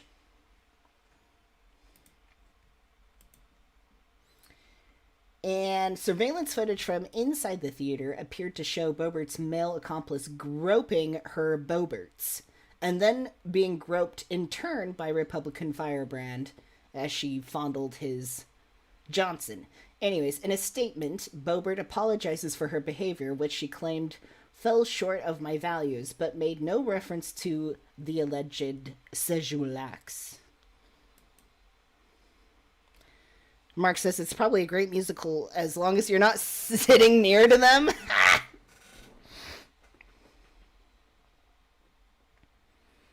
How is everything here and what did I miss? Says Fachita. Well, hello. Good to see you. You'll be back in a little while. We're just talking about Lauren Boebert's getting her tits fondled. Anyways, it's very important, okay?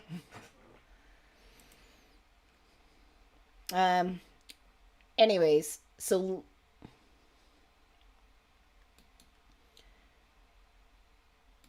AOC responded to the controversy in a 1-minute video posted to her TikTok on Thursday in response to a viewer's question. She commented, "All I gotta say is I can't go out to lunch in Florida in my free time, not doing anything, just eating outside, and it's wall-to-wall Fox News coverage, and then you have a member of Congress engaging in sexually lewd acts in a public theater, and they got nothing to say."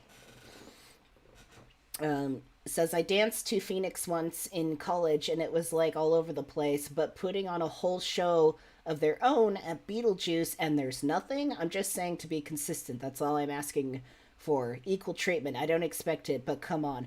It's true. It's true. People, Fox News and all those right-wingers get on AOC for literally just taking a breath. And then this bitch comes over here and gets like sassy at the freaking Beetlejuice musical, and she doesn't get the same treatment. So in January 2019, video emerged of, oh, yeah, I don't care about that. Boebert's team had initially denied she was vaping during Beetlejuice. We can see it. But after the footage emerged contradicting this, the congresswoman admitted she had been, but insisted there had been no deliberate attempt to deceive. Well, obviously. She added, the past few days have been difficult and humbling, and I'm truly sorry for the unwanted attention my Sunday evening in Denver has brought to the community. Oh, Jesus, that scared the shit out of me. What was that noise? Oh, Rachita, it's you. Thank you so much for becoming a monad. I forgot those have sound cues with them. That scared the shit out of me. Woo! I'm like, what is that noise? Are we dying? Halloween Mom says, I'm so sad about Beetlejuice getting entangled with this. I know. That's the biggest travesty of all, and nobody's talking about it. Anyway, she says, well, none of my actions or words as a private citizen that night were intended to be malicious or meant to cause harm. The reality is that I did, and I regret that. Well, yeah. I mean, I get that it's frustrating as somebody who's a member of Congress. Like, you want to have that private life, but when you're out in public, you really can't afford that luxury. And especially since you took the responsibility of that position and that representation of our country, you're kind of put on spot all the fucking time. Mark says, AOC dancing fully clothed when she was 19 or so in college is somehow scandalous on the political right, but grown up and in Congress, Lauren Boebert can do whatever. Yeah. Oh, is this her? Is this her saying it right now? All I gotta say is I can't go out to lunch in Florida in my free time, not doing anything, just eating outside, and it's wall-to-wall Fox News coverage. And then you have a member of Congress engaging in sexually lewd acts in a public theater, and they got nothing to say. I danced to Phoenix once in college, and it was like all over the place. But putting on a whole show of their own at Beetlejuice, and there's nothing. I'm just saying, be consistent. That's all I'm asking for. Equal treatment.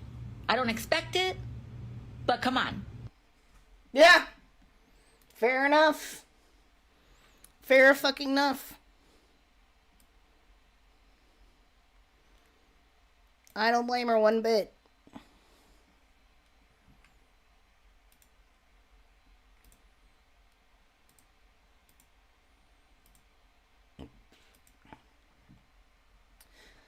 So, TNR. Lauren Boebert date story just got super weird. Representative Lauren Boebert says she's back to work after the nightmare date scene around the country, but her latest comments have raised more questions than answered. She says all future date nights have been canceled, and I learned to check party affiliations before you go on a date. Boebert jokingly told TMZ on Monday. Boebert and a date were kicked out of the Beale Theater in Denver during a Sunday evening performance of Beetlejuice after their behavior sparked 3 complaints from other attendees. An incident report said the pair were vaping, singing along, recording the show, and generally causing a disturbance. This was backed up by security video, which also showed the couple getting handsy in their seats. Yeah, plain as day. Boebert's comments about checking party affiliation seems to imply that she had not known the man for very long, and TMZ inferred that the night in question was Boebert's first date with him. The man has been identified as Aspen, Colorado bar owner Quinn Gallagher. Gallagher is believed to be a Democrat, and the bar he co-owns it has hosted multiple LGBTQ friendly events, including a drag show. It's a gay bar. Come on. Boebert, meanwhile, has repeatedly pushed the false and dangerous Republican conspiracy theory that drag queens are grooming children. All of this is true, and we have some questions. Was this the first date? They seem really comfortable with each other. It's true. Does Boebert vape near and then tell off pregnant women on all of her first dates?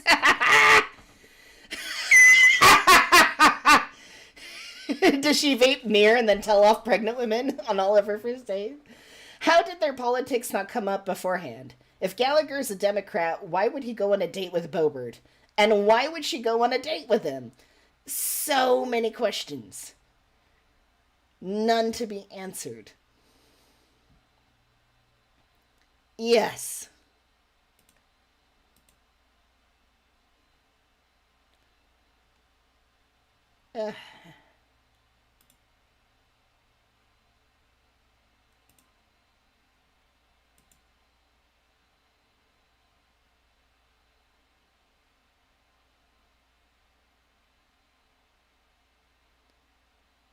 Anyways, Boebert State was later identified as Quinn Gallagher, 46-year-old Democrat and owner of the Hooch Craft Cocktail Bar. It's a gay bar, come on. There was a roach in my mojito. One commenter said, I fell out of the bartender's cleavage from her fake boobs. She looks familiar too. The owner just seems to make a lot of bad choices here. What the fuck? I figure if I take up vaping and grabbing the hog during a live musical to make me a folk hero.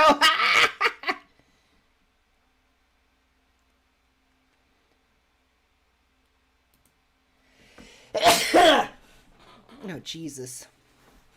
So, there we have it. How did they even met? Probably Tinder or something.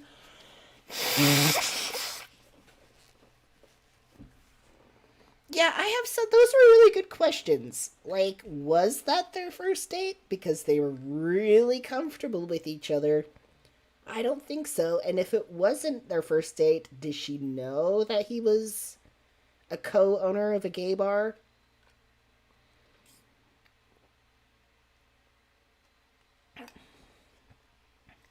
Oh, that's a little... Oh, Laura, come on. Nah, I'm not going to repeat. That's a little...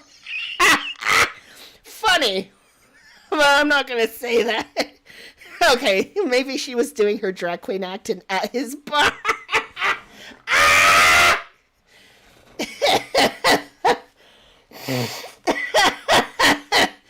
Oh! Oh, goddamn. Between that and the comment about her losing her earring down his pants. Oh, this is so funny. So, anyways. Dude, we had I think 21 or 22 people in the chat just specifically while I was playing the clip of him groping her titties. And then now it's back down to 16. They just came for the titty groping.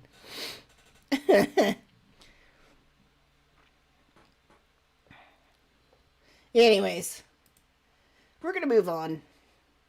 We have Senator John Kennedy, who is, of the same philosophical breed or ideological breed. And he is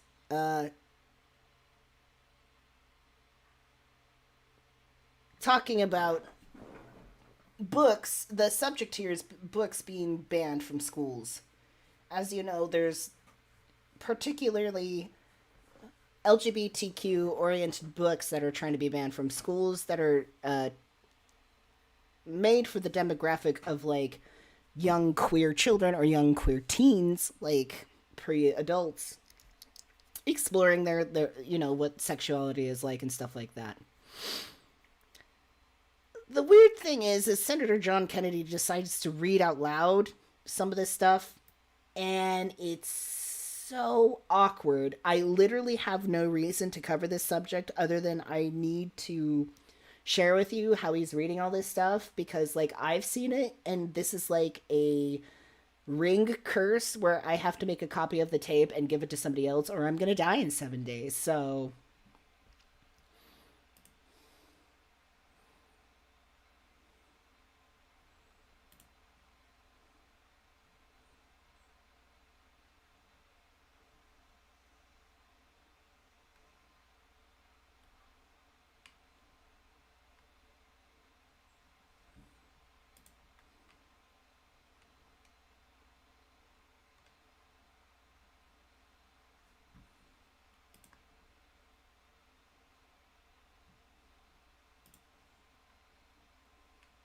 So, genderqueer author reacts to Senator John Kennedy's viral reading of sexuality explicit passages from books.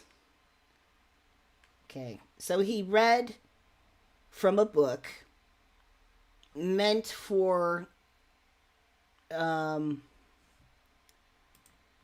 queer teens.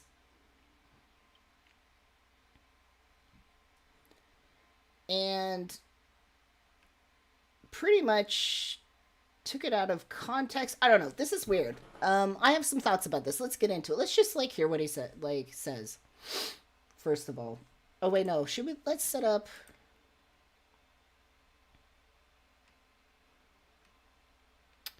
Oh my fuck.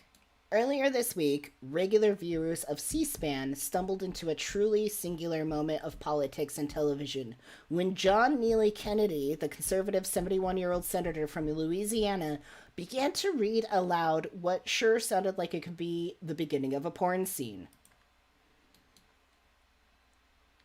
The topic of the hearing was a new Illinois anti-book ban law, and Kennedy's excerpt was from Genderqueer, a Memoir, a coming-of-age comic book by Mia Kobabe that was published in 2019 and became the most challenged book of 2021 and 2022, according to the American Library Association. Kennedy's argument is that librarians alone shouldn't get to decide whether the two books that I just referenced should be available to kids. So I guess this article writer called up the author to talk about exactly what had happened. Let's watch the clip of, so they're at this thing talking about this anti-banning book law. I don't know. Okay. We're getting, words, Jen. The words are not coming to Jen right now.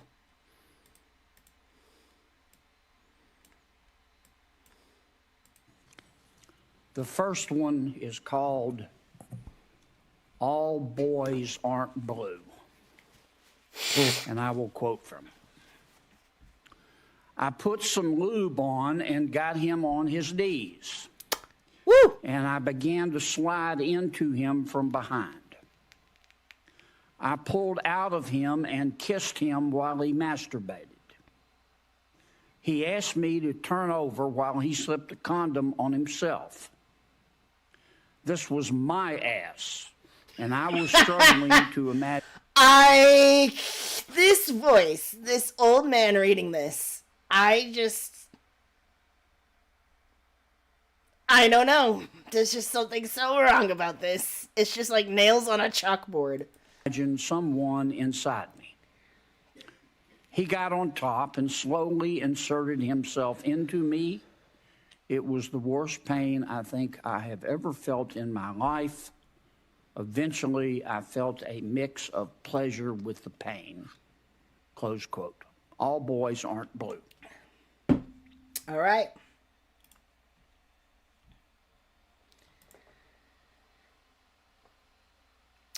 It was Hassan. I was watching Hassan talk about it, and he was mentioning, like, hey, if you're just coming into hearing this right now, you probably think this, like, is not appropriate, like, not safe for work. Well, guess what?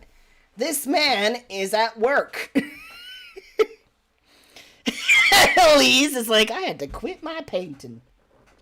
So anyways, the author, I think he reads from a different book too, and you know, talks about it.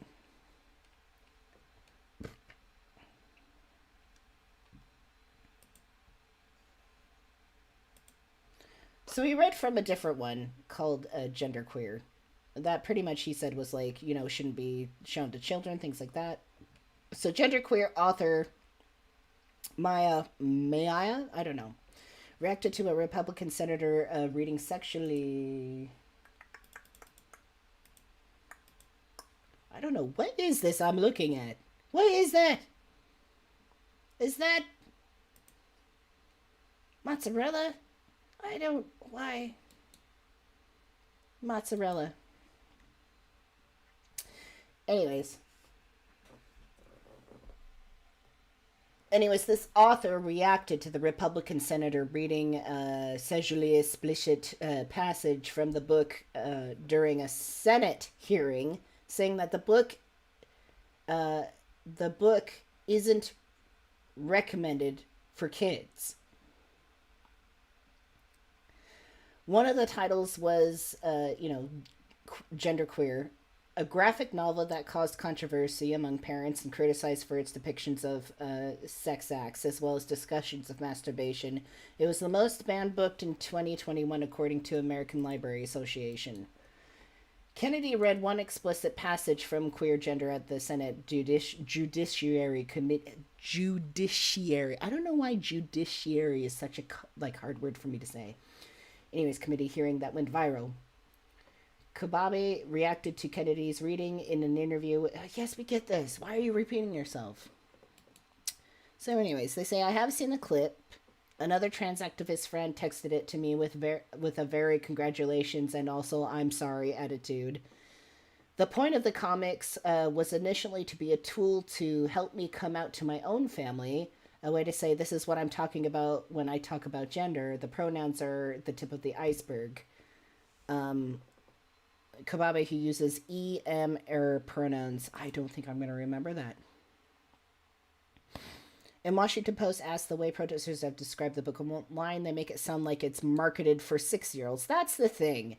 Is this even the other book? This is another book that he read the passage we heard from. He's acting like it's made for like little kids. Like they're just going to give it to like a kindergartner and be like, hey, read this. This is good for you. It's like, first of all, it's like a memoir. And it's really for like teenagers. And I'm sorry, but teenagers are thinking about sex. They are thinking about sex, okay? Teenagers do that. You can't stop it. They are starting to think about that stuff, okay? And there needs to be some representation for queer teenagers. We constantly have like this over-exaggeration and just showmanship of heteronormative like relationships. We need more normative, homonormative material.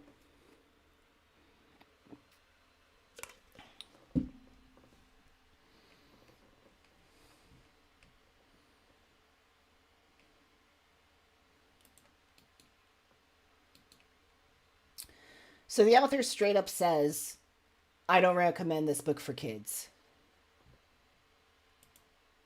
Schools are banning my book, but queer kids need queer stories. And the book was for the high school and above age group. High school ages are generally between 14 and 18, which is the age that people start to think about their sexuality. So is appropriate for kids that age group, like 14 to 18.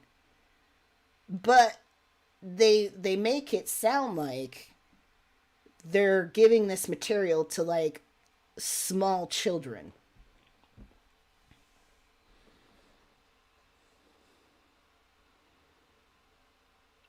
Yeah, Lee says would be better to have age-appropriate material for exploration. You need that. Kids need kids between 14 and 18, as this person suggesting, 14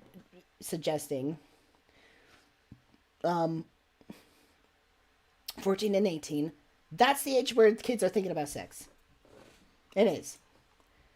They need some answers. They need some way to explore it, to figure out their sexuality. They need, and it's like a memoir, so it's not the memoir that the guy's reading from. It's not like instructions on what to do, right? It's somebody having an account of like their sexual experience.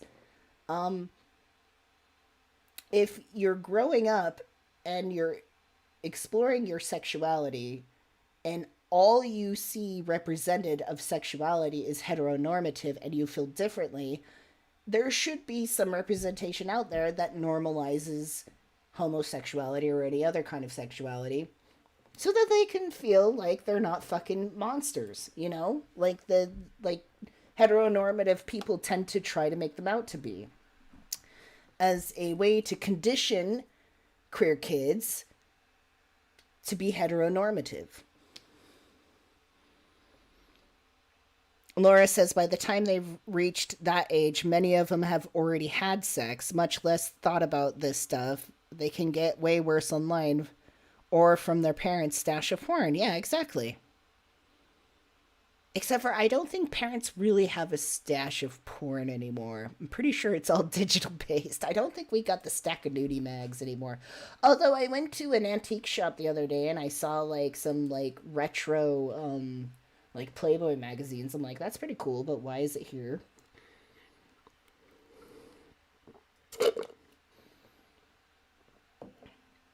I don't think we have dad's magazines between the mattresses with like nothing but ladies and big giant fucking bushes on their crotches. The magazines and everyone's got a huge bush, like you can't even see genitals, it's just wigs.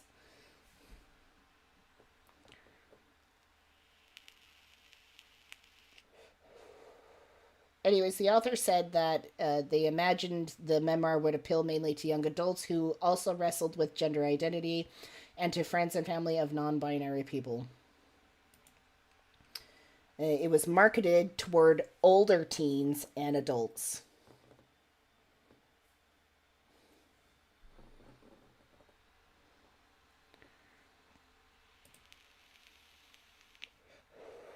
What was the other magazine that people got subscribed to alongside of like Playboy, only it was like more gritty?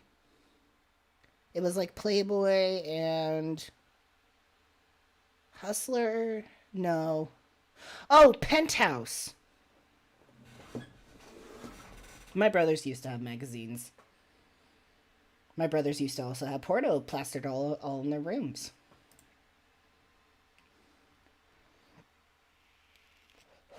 I don't know why, but one of my brothers, when they got old enough to like move out and get their own place and like, anyways, they had their bedroom and he literally just like made a collage out of pornos, like cut things out of magazines and just pasted them everywhere. And it was like wall to wall, like porno everywhere, like so bad. And I was still like underage and I'd go over there to like hang out with my brother. Both my brothers lived together at the time, but like the one with all the porno in his room.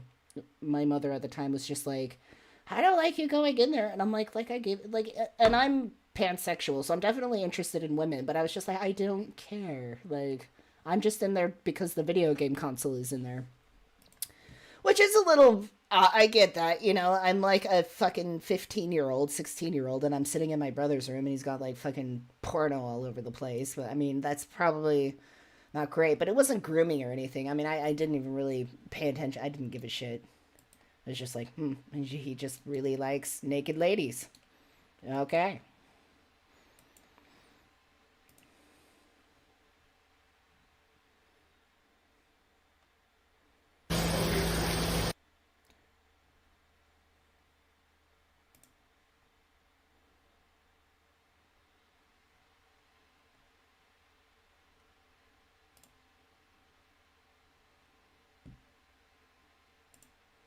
So our next story, our first story here, has some very explicit language in it. No cuss words or anything like that, but sexual language read by Louisiana Senator John Kennedy during a hearing on book bans. If all of this might offend you, it is now time to hit the mute button.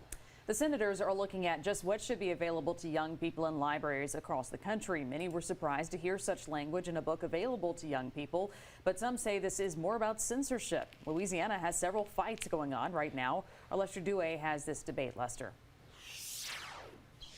Liz and Greg, at that hearing on book bans examining how censorship limits liberty in literature, Senator John Kennedy read some content out of certain books that a lot of you may find alarming. So again, the warning, what you hear might be offensive. This has continued a conversation. It's offensive. It's only offensive because he's reading it, not the material itself. It's this old bag reading the shit in his old man Rivers voice.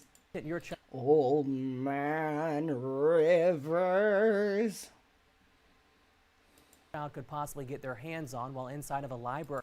I was recently going through that same antique store, that I saw the Playboy magazines in, and I was looking through records, and I found a nice record that I actually wanted. It's by Amy Stewart, Knock on Wood. She's a disco artist. You gotta knock on wood. Anyways, I also was tempted to buy a album of Conway Twitty's Best.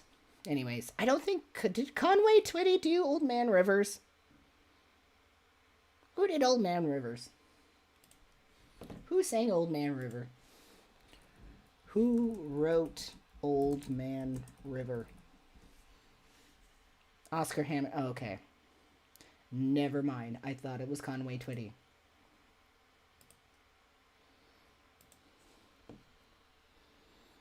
Laura says romance novels are everywhere and some of them are practically porn in words. Exactly.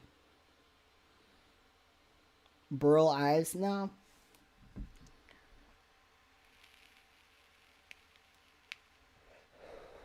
Lee, that's real life when you have siblings. Exactly. If you have older brothers, they have porn. The end.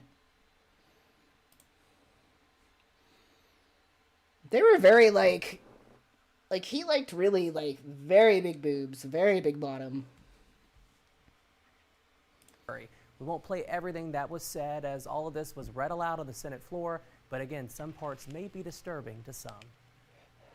I put some lube on and got him on his knees. That's Louisiana Senator John Kennedy reading an excerpt from the book All Boys Aren't Blue on the Senate Judiciary Committee floor earlier this week as part of a hearing on book bans. The book has very graphic words you would normally hear on the streets and also talk of oral sex. I would normally hear on the streets? Shut up.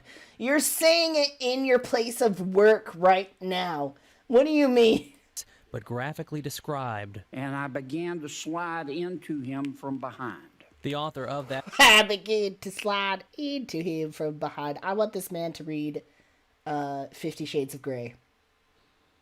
I want him to read aloud and narrate 50 Shades of Grey.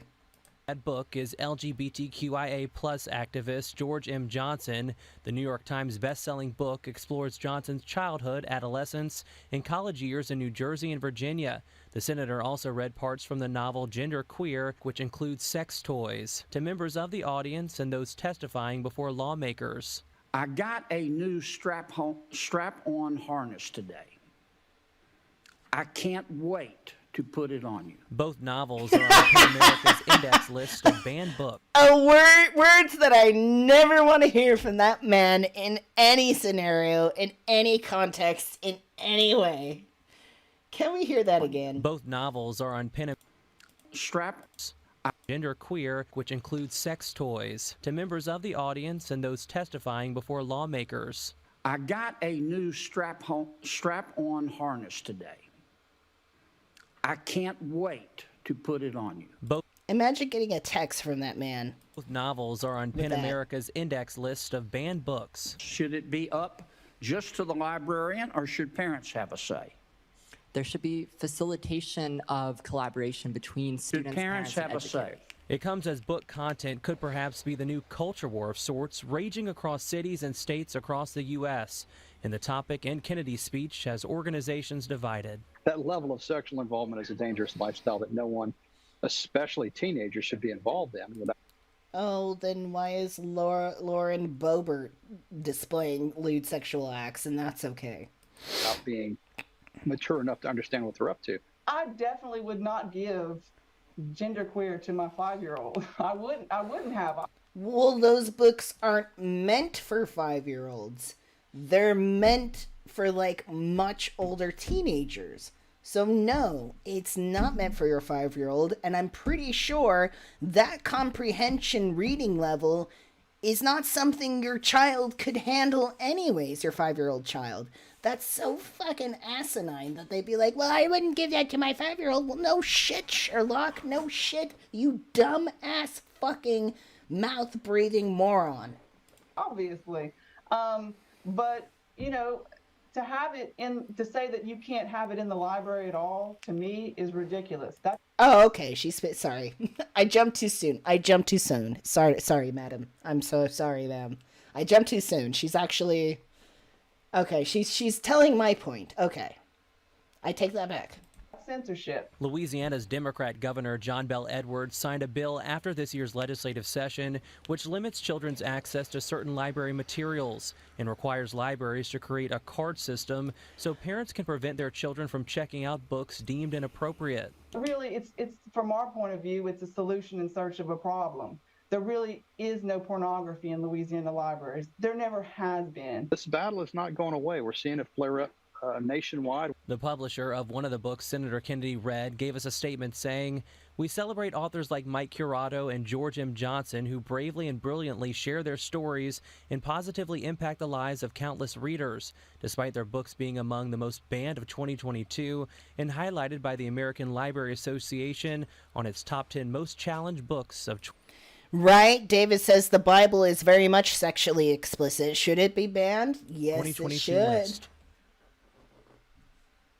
So while people are divided on what the senator read, in a tweet, Public Service Commissioner Devontae Lewis invited the author of one of the books to come down for a reading and a conversation in his district. The author said, "Let's do it." Elizabeth, correct? All right. Okay. I hate it when there's this discussion about what children should and shouldn't be exposed to when we're not really, when we're just, or they're talking about children like from birth to age 18. And yes, that is the category of children. They can't be, that whole age range can't be treated the same. You can't treat a 15-year-old the same way you treat a 5-year-old. Okay, older children have not the most perfect grasp on life, but they're well on their way. I say this plenty, and it's my true opinion, or my opinion that I think is true, this is my opinion, that children aren't stupid. They're not stupid. They act stupid. They make stupid decisions, but deep down, they're not stupid. I think it's perfectly acceptable, and mind you, that the lines that man read, that Senator Kennedy read, was just from a cherry-picked from like a memoir, is damning this whole book. Okay, older children need some windows and some insight to how they're going to be able to navigate as adults. You can't just present them with one way of living, just the heteronormative way of living, because that's just not going to work out. And it goes with the silly belief that suddenly, magically, when people turn 18, then they're suddenly magically queer. There are queer children. And I think that's something that a lot of people have a hard time accepting, is that there are queer children. And as children growing up, even if you're heteronormative, there's parts where you learn about your childhood, where you learn about sexuality, and you think about those things and you explore those things, some earlier than others. But heteronormative is not the only way to be. We need this sort of exposure for queer kids. They need to learn that they have a place in this world and that what they think and feel is normal too. I think that's pretty. So what do you think? What do you guys think about the idea of books that have some sexual material in them that are meant for older children, but like they're trying to say it's for younger children? Like, what do you think about children starting to explore sexuality and being exposed to books that normalizes sexuality? Like, what do you think about that area of child development where kids are starting to learn about sex and even starting to learn about their own sexuality? I'm going to pee real fast.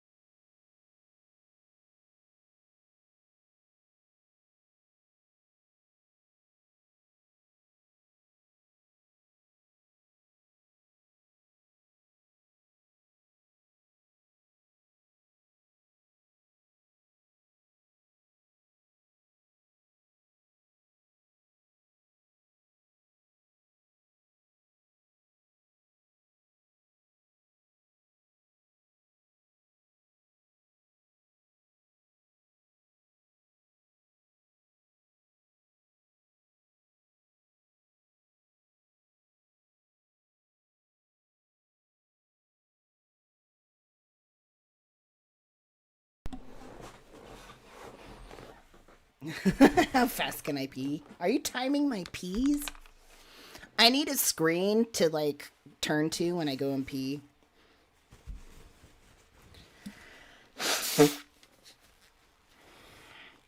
Lee says, I was self-aware queer by, like, 5. Lee says, children hear their parents slapping skin constantly. I mean, I don't think you mean constantly, but I get what you mean. They need to know the truth. Be gone with the boogeyman and lies. Dispel the shadows from the walls, seriously. Laura says, at 2 years old, my family knew that your brother was queer? Okay. Not even sure why. Me and Cassie grew up with a friend, like, from, like, grade school early.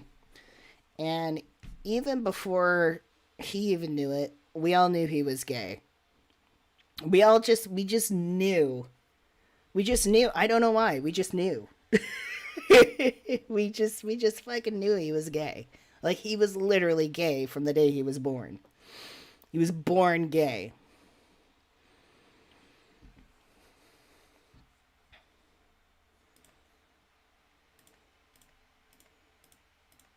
So I think we are on our final subject, which, frankly, I was even, like, hesitant to bring this up because it's concerning Trump. And I gotta tell you, as I was mentioning earlier, me, Susan, and Philip were talking about, like, something called Trump fatigue, which is, like, a real thing going around. Like, people are so tired of hearing about Trump. It's, like, it's fatiguing, and it's, like, eye-rolling, and it's, like, nobody really cares anymore. Like, people are just so emotionally apathetic to anything now. Cassie says he was born gay. He is gay. We knew it. Not Trump, our friend. Susan says that Trump fatigue is a real thing. Yeah, I feel it. So we're going to be treading this lightly. I guess recently Trump came out and mentioned something about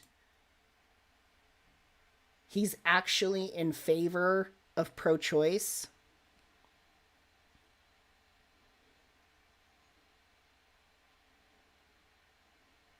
Mark says, I don't think the library in a public school should contain books that portray sadistic or exploitative sexual acts. But that's got zero to do with heteronormativity. Okay, that's a good point. I guess there's a big difference from sharing sexual experience and exploring sexual experience. In this case, it was like a point of view of a memoir. But if books, you know, portray exploitative sexual acts or, you know, sadistic acts, I mean, I guess it depends on the context. If there's, I don't know. I think that's still a gray area, though, too. Because if you have a book with, like, just a regular story, and at some point in the story, like, a character gets essayed or something, and it's, like, a paragraph or something or a reference, like, do you ban the whole book because of that? Like, one of my favorite books is The Phantom by Susan Kay. It's about the Phantom of the Opera, only it's a more detailed telling. But there was a part mentioned in the book about rape, and I'm like... So I'm thinking about that. Like, if it's you know, there's a section of the book about that. Like, do you ban the whole book? I don't know. I'm just thinking, by the way. I'm not trying to do, like, a back and forth. I'm just, like, literally just thinking out loud.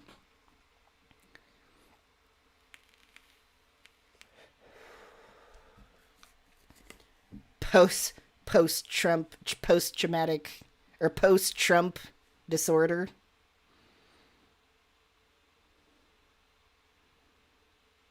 Mentioned is not the same thing as portrayed. That's a good point.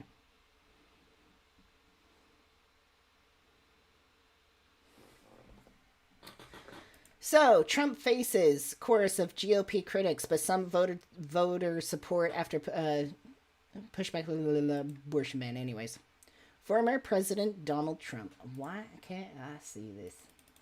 Delete. Former President Donald Trump's campaign on Wednesday defended his record from criticism from other Republican leaders on the issue of abortion in the wake of Trump denouncing rival Ron DeSantis for signing a 6-week ban in Florida. In an interview that aired Sunday on NBC, Trump declined to say whether, if he were president again, he would sign federal legislation banning abortion. He also declined to say what cutoff during pregnancy he supported imposing bans, argued it was probably better to leave the issue to the states, and labeled Governor DeSantis' decision to sign a 6-week abortion ban in Florida a terrible thing and a terrible mistake. Oh, Christo-fascists aren't going to like this.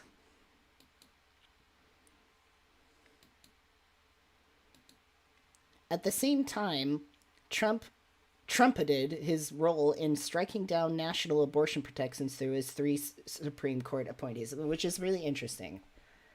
He's been very back and forth on this, so it's like, pretty much I'm wondering, like, how is this serving him now? He has the opinion of whatever serves him at the moment, let's just say that. And he says, I did something that nobody thought was possible, and Roe versus Wade was terminated. Now people, pro-lifers, have the right to negotiate for the first time, he said. Now it's going to work out. Now the number of months between when a ban begins will be determined. He says, it could be state or it could be federal. I don't frankly care. His comments immediately triggered criticism from both his Republican presidential opponents and GOP governors of states who have signed similar abortion legislation. Notably, Iowa's Kim Reynolds, who wrote on Tuesday in social media that it was never a terrible thing to protect innocent life. Iowa is the first state that votes GOP primary. Reynolds hasn't endorsed the candidate, okay? Reynolds came under attack from Trump earlier this summer for staying neutral while maintaining a close relationship on the trail with DeSantis, who has come to her defense against the former president before. DeSantis doubled down on Reynolds' rebuke of Trump's attacks on him, calling the former president wrong, and writing Tuesday on social media that standing up for life is a noble cause. Georgia's Republican governor, Brian Kemp, who also signed legislation in his state banning most abortions at around 6 weeks, echoed Reynolds on Wednesday, writing in a post on X, formerly known as Twitter, that there was nothing terrible about standing up for life. In addition to DeSantis' admonishment, fellow 2024 GOP candidate Senator Tim Scott of South Carolina delivered some of his harshest comments of the former president to date. Says, frankly, today, those pro-life folks that really want to stand with us, they're not standing, Scott said at a Monday town hall in Mason City, Iowa. President Trump said he would negotiate with Democrats and walk back away from where I believe we need to be, which is a 15-week limit on the federal level. Trump's former running mate and current primary opponent Mike Pence called Trump's comments a departure from what they had accomplished while in office.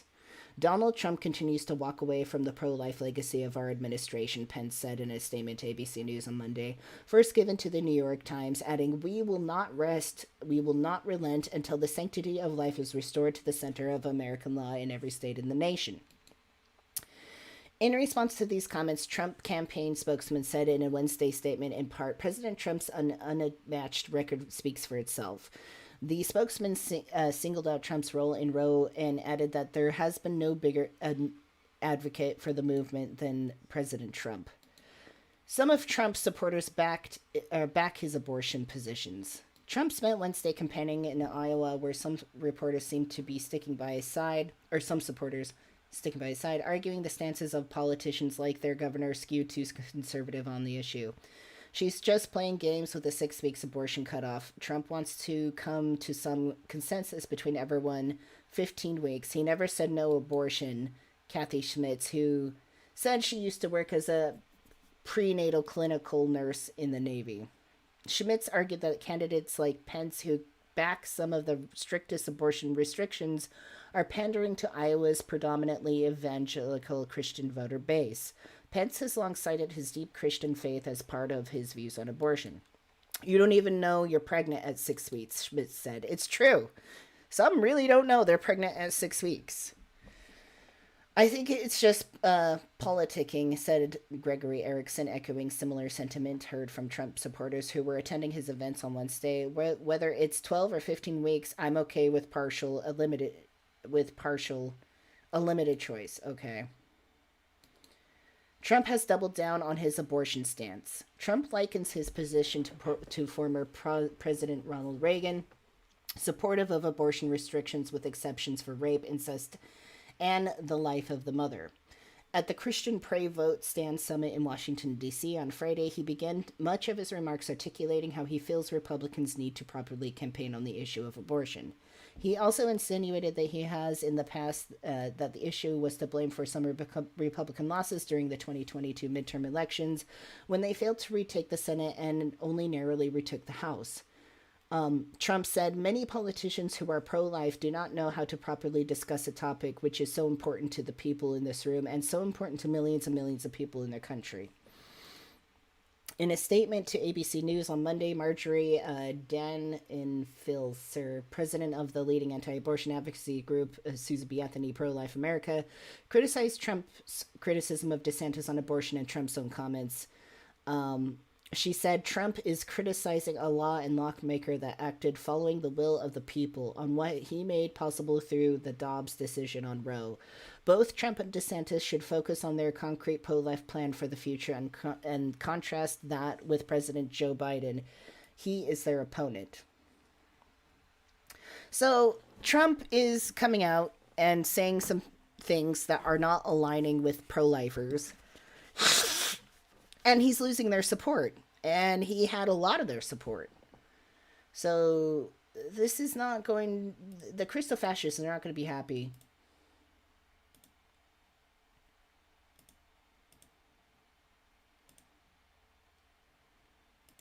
Okay, we don't care about Vivek right now.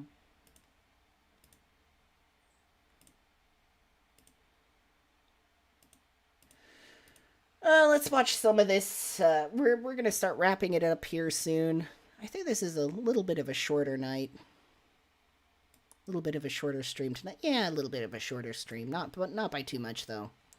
So Trump had a pro-life stance? Yes, definitely.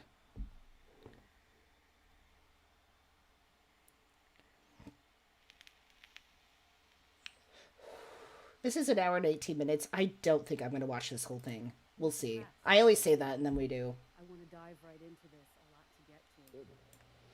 There are a number of things that make your campaign unprecedented. You are the first former president to run for re-election in more than 100 years.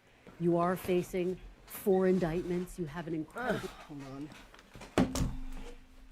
Oh. I have a drink. I thought I needed a new drink, but I have one. Significant lead in the GOP primary polls. But I want to ask you this, Mr. President. Why do you want to be... Mark says, wow, one thing Trump is right about. Republicans do need to be more nuanced and scientifically literate on abortion. Yeah, I mean, he's not wrong. President again.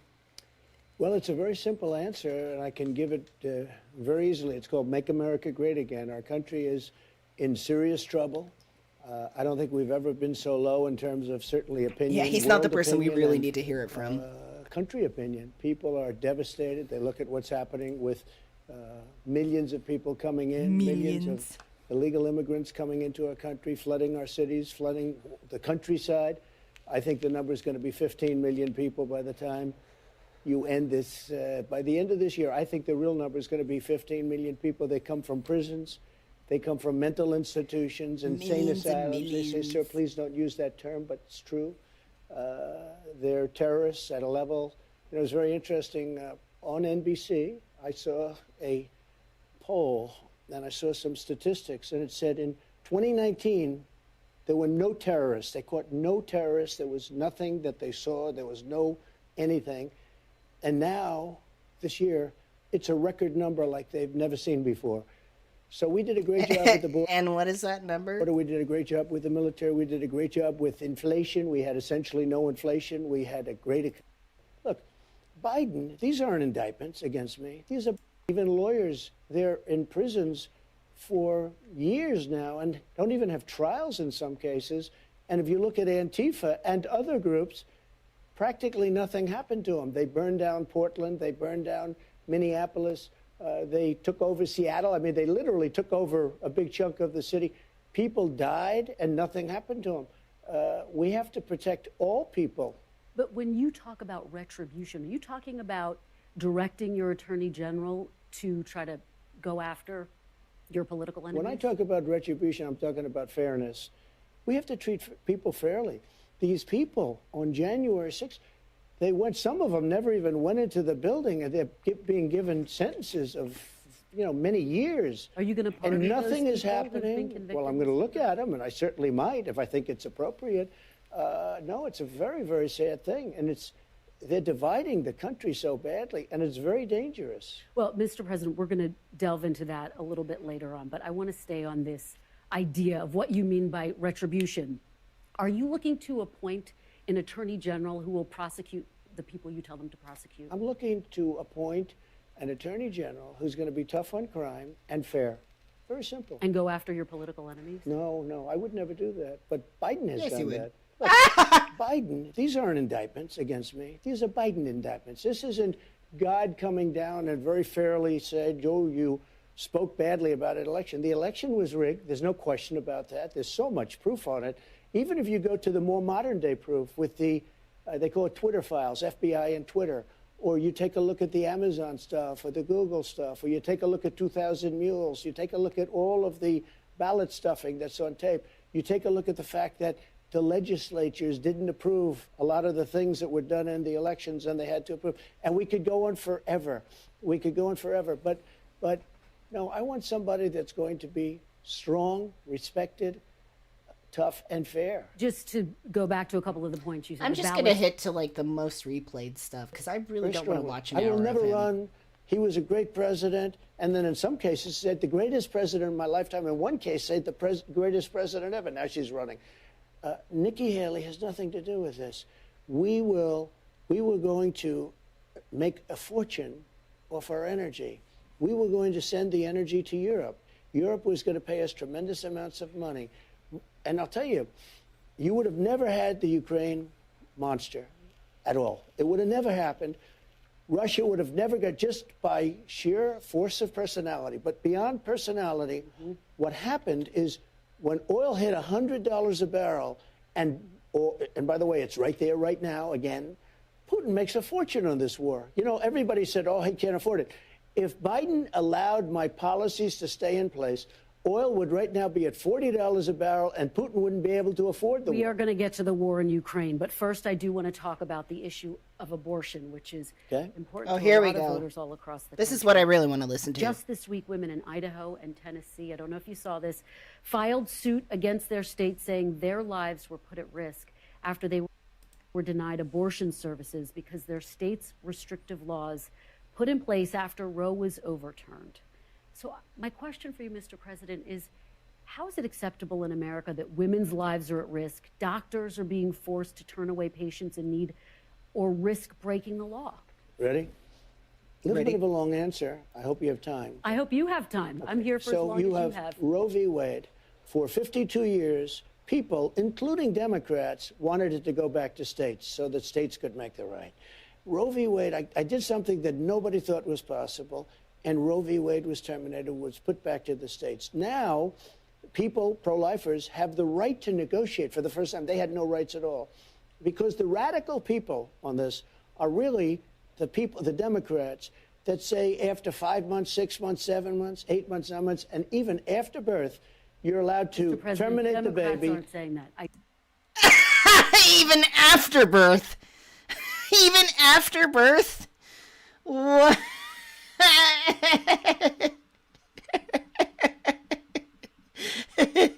You just have to. Democrats are not saying that. Of course That's they do. not true. You have a Virginia governor, previous governor, who said after the baby is born, you will make a determination, and if you want, you will kill that baby. But The Mr. baby is President, now born. Democrats writ large are not talking about that. Only 1% of late-term abortions happen, and always in the state of They are the crisis. radical people because nobody wants to see abortion after 5 months and 6 months and 7 months.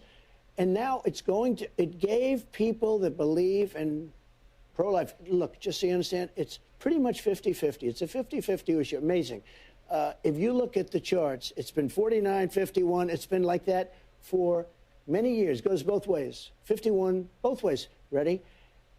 I was able to do something which gave at least pro-life people a voice. Now it's going to work out. Now, the number of months will be determined. And you're going to have something where everybody comes together. Does it bother you, though, that women say their lives are being put at risk? Do you feel you bear any responsibility? Because, as you say, you are responsible. What's going to happen, this is an issue that's been going on for a long time, and it's a very polarizing issue. Because of what's been done and because of the fact we brought it back to the states, we're going to have people come together on this issue. They're going to determine the time, because nobody wants to see 5, 6, 7, 8, 9 months. Nobody wants to see abortions when you have a baby in the womb. I said with Hillary Clinton when we had the debate, I made a statement, rip the baby out of the womb in the 9th month. You're allowed to do that, and you shouldn't be allowed to do that. Again, no one is arguing listen, for that. That's look, not a part of anyone's platform, Mr. The President. Democrats are able to kill the baby after birth. Let me talk to you. Nobody wants that. Democrats don't want that So either. we're But going to come together. I want to know what you want. I want to know what you're going to do if you're reelected. We are going to come Would you sign together. federal legislation that would ban abortion at 15 weeks? No, let me just tell you what I do. I'm going to come together with all groups, and we're going to have something that's acceptable. Right now, to my way of thinking, the Democrats are the radicals. Because after 4 and 5 and 6 months... Stop saying that. We get that. You have to say this. After birth. You have New York State and other places that pass legislation where you're allowed to kill the baby after birth. Mr. President, I want to give voters who are going to be weighing in on this election a very clear sense of where you stand on this. I think they're all going to like me. I think both sides are going to like me. What's going to have to happen is you're going to have to... Listen, you're asking me a question. What's going to happen is you're going to come up with a number of weeks or months. You're going to come up with a number that's going to make people happy. Because 92% of the Democrats don't want to see abortion after a certain period of time. If a federal ban landed on your desk, if you were reelected, would you sign it at 15 Are you weeks? talking about a complete ban? A ban at 15 weeks? Well, people are starting to think of 15 weeks. That seems to be a number that people are talking about right now. Would you sign that? I would sit down with both sides and I'd negotiate something, and we'll end up with peace on that issue for the first time in 52 years. I'm not going to say I would or I wouldn't. I mean, DeSantis is willing to sign a 5-week and 6-week ban. Would you support that? You think that I think what he did is a terrible thing and a terrible mistake. But we'll come up with a number. But at the same time, Democrats won't be able to go out in 6 months, 7 months, 8 months and allow an abortion. And, Kristen, you have to look at this because you said no. You have some states that are allowed to kill the child after birth, and you can't allow that. But, Mr. President, again, no one is calling for a child to be killed after birth. No one's calling for that. But you to have be allowed. legislation. But let me just ask Kristen, you. You have legislation in certain states where it's allowed. Mr. President. The governor of Virginia, previous governor, who was a whack job. I call him the Michael Jackson governor. No one's talking about that as part governor, of their platform. I want to know what that governor said you can kill the baby after birth. But, Mr. President, this is about what you would do if you were reelected. As you know, you upset We some will agree to a number of weeks, which will be where both sides will be happy. We have to bring the country together on this issue. Mr. President, when you talk about negotiating, I think a lot of people think to themselves, this is an issue that they care about deeply in their hearts. I care about it, they know too. where they stand, and they want to know where. Nobody's advocating for terminating a baby after birth. It's in fact, nobody's advocating for 9-month termination. Nobody's doing that. When situations come up where a child in late-term pregnancy needs to be aborted, it's a very extreme medical circumstance, and it's very painful for all parties involved. Like, it's not just something that people are just like, there's not women that are like, you know what, I'm 8 months pregnant, I decided no. Like, that's not what's happening here. Where you stand. As you know, some anti-abortion groups are really looking for some clarity from you. So let me just ask you to put a fine point on this. Should the federal government impose any abortion restrictions, or should it be completely left up to the states? No, I don't think you should be allowed to have abortions well into a pregnancy. But what about the question I just asked you? No, we're going to agree to a number of weeks or months or however you want to define it. And both sides are going to come together, and both sides, and this is a big statement, both sides will come together, and for the first time in 52 years, you'll have an issue that we can put behind us. At the federal level? It could be state or it could be federal. I don't frankly care. So you're not committed to a ban at the federal I will say level? this, everybody, including the great legal scholars, love the idea of Roe v. Wade terminated so it be brought back to the states. It sounds like that's what you think, too, that Well, it should remain a state issue. I would say this, from a pure standpoint, from a legal standpoint, I think it's probably better, but I can live with it either way. It's much more important. The number of weeks is much more important. But something will happen with the number of weeks, the amount of time, after which you can't do it. And you know what? The most powerful people that are anti-abortion are okay with that now. And you know what? They weren't okay with that even a year ago. Your former Vice President, Mike Pence, believes that a fetus should have constitutional rights. Do you believe that, Mr. Well, President? Mike Pence said something about 15 weeks, too, which was a big change for Mike Pence because Mike Pence had no exceptions. I have exceptions, by the way. I think people should have exceptions. I think... And that's where he's going to lose a lot of, like, the true anti-abortionists, like the supporters. If it's rape or incest or the life of the mother, I think you have to have exceptions. Does a fetus have constitutional rights, Mr. And a lot of President? people, when they don't have exceptions. Now, I will tell you that I think most people, most Republicans are willing. You go life of the mother, rape, incest. I think most of them are there. But should a That's a fetus big have statement. constitutional rights, Mr. President? Well, I don't know what he's saying because before he wanted, you couldn't have abortion. what are at all. you saying? Now all of What a do sudden, you think? excuse me. Now all of a sudden he's saying 15 weeks. I said, wow, where did that come from? That's a radical change. Look, something is going to happen that's going to be good for everybody, and that's what I'm almost like a mediator in this case. They wanted Roe v. Wade terminated because it was inappropriate. We got it done. Something's going to happen. It's going to be a number of weeks. Something's going to happen where both sides are going to be able to come together. And then we'll be able to go into other things like the economy, our military. Are you saying a federal ban with exceptions? Is that what you're saying? What I say is very simple, because you can't put words in my mouth like that. I Because just you've been wanna hearing me talk understand. about this issue, and Yeah. I think talk She's about trying it, to get you to clarify. very productively. It could be a state ban. It could be a federal ban. But Democrats want that, too. Democrats don't want to see abortion in the 7th month, okay? I speak to a lot of Democrats. They want a number. There is a number, and there's a number that's going to be agreed to. And Republicans should go out and say the following, because I think the Republicans speak very inarticulately about this subject. I watched some of them without the exceptions, et cetera, et cetera. I said, other than certain parts of the country, you're not going to win on this issue. But you will win on this issue when you come up with the right number of weeks, because Democrats don't want to be radical on the issue. Most of them, some do. They don't want to be radical on the issue. They don't want to kill a baby in the 7th month or the 9th month or after birth. And they're allowed to do that, and you can't do that. I have a very robust foreign policy section to get to. I do want to give you an opportunity to talk about some of your legal challenges. So if we could do that first, and then we'll move on to foreign policy. You are facing 4 indictments. Biden 91 indictments, excuse me. Biden political indictments. He said to the He has Attorney said General, he's had nothing to do he with said it. to All right, I don't want to hear about that. So that pretty much covers like what he said on the abortion issue, which wasn't really definite. It wasn't really a clear statement, but it does. The fact that he's catering to the idea that it should be legal in certain circumstances highly goes against the anti-abortionist. Highly goes against that.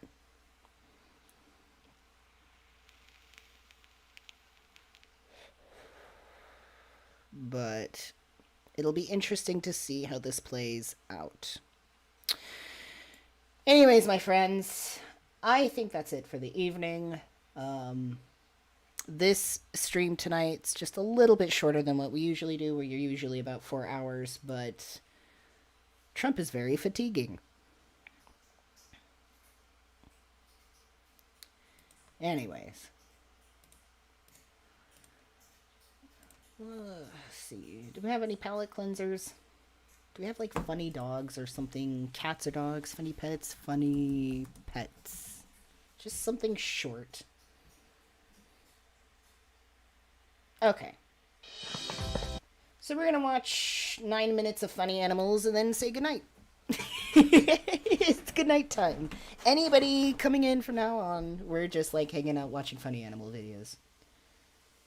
Except for I might have to, yeah.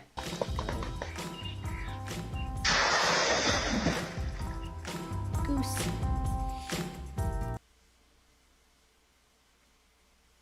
Reciprocate your love all the time. Is this all music? I hope this is all copy. I hope this is like copy-saved music.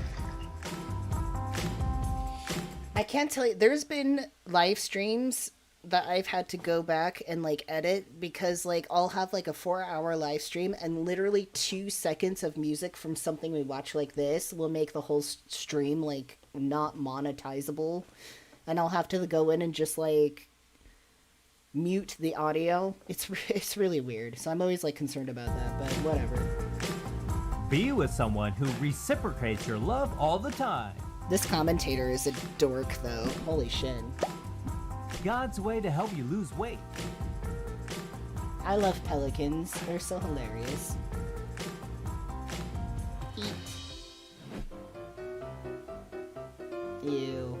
I don't like pet rats. Never give up. Sorry. Must be an indispensable skill for a thief. I am prejudiced. I don't get pet rats. I don't.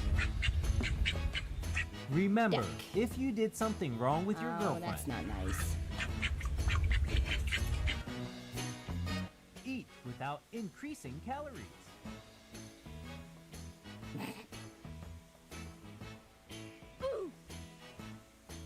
I don't think that's working. Don't forget that every problem has a solution.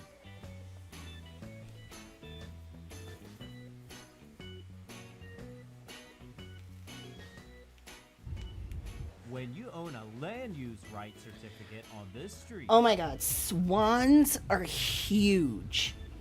Swans are so big. No, yeah, go. Get. Go on, get. You An haven't emu? been close to Okay. your girlfriend for a I really want an emu. long time, like. I would love an emu.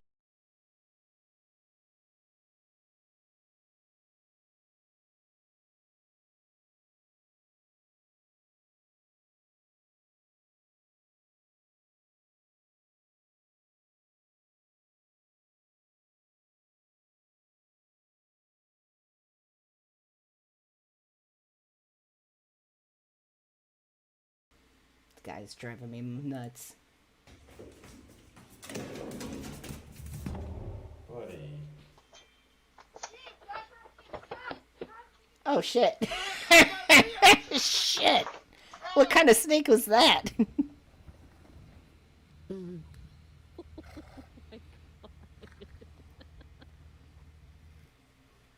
He opened the car door. Brandon! Oh shit. Oh my god! Oh gosh! Dale una púa to Cora and one for Ruby. Oh, that's not nice. Oh my god, Dara, you saw that? Oh no. Nope. Oh.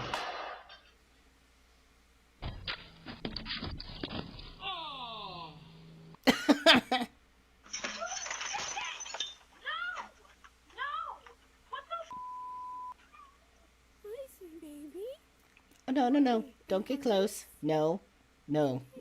No, no, no. No. Hey, hey, look, there he is. Oh, I love these things.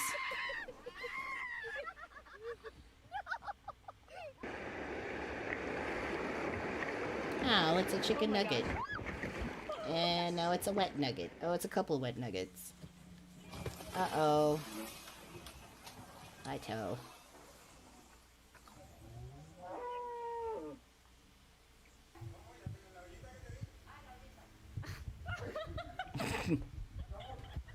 Jerk. Oh, Brett honked the horn. Oh, he's gonna tear up their car. Brett honked the horn. Oh my god, he's in the car! Yep.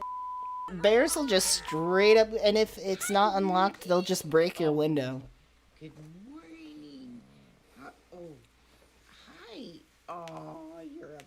beautiful baby. But, oh, Chico. Good morning, Chico. How are you today? Ow! Not happy. What do you see?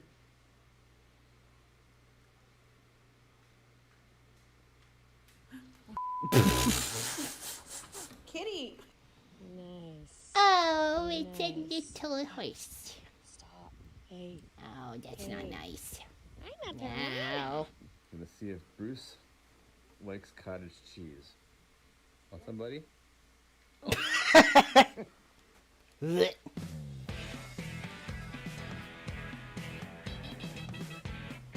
Down. Oh, that sucks.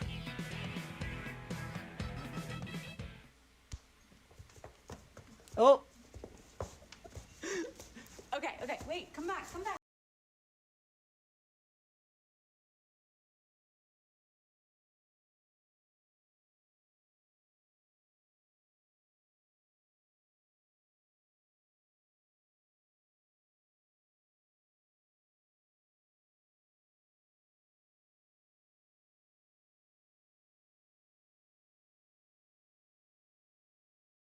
Does look like it's like tight, but She's just playing with the bell on her neck.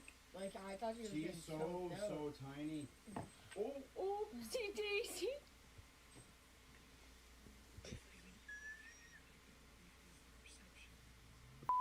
Doing it on purpose. So you aim it harder every time. Come here, I'll hold you. Eat in your car. You eat in my car, maybe there's something dead on it. Ew! Oh, that's nasty. I mean, he's going through the whole entire thing. He's going through. Those, like, llamas will straight up hock a loogie in your pupil. Monkeys, no, I would immediately run and scream. Why are you doing this? I think you're too big for that, sir. You are not a cat. Sir, excuse me, sir. Oh, no. Oh, no. We're too big.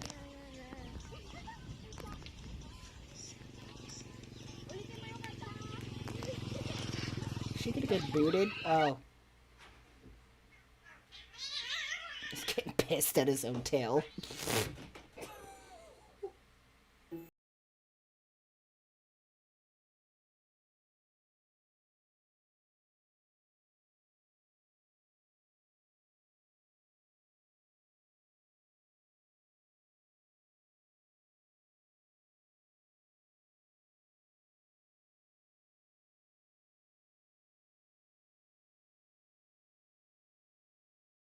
That's not nice. Okay, I'm sorry. I hate it when people put on weird animal masks and, like, freak out their pets because it's like, dude, you're just stressing out your animal. Like, what the hell?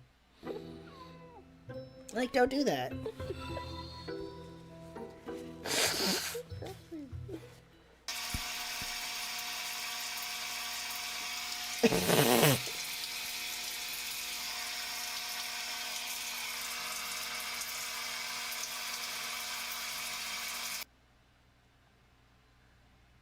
Is that a steak?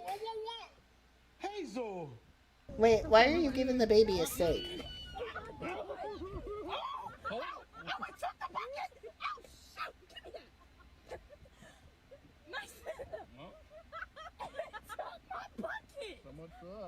Where are these zoos? Where are these zoos that you just drive through and feed things? I want to know, because I want to go. Oh, you're so mean. Oh!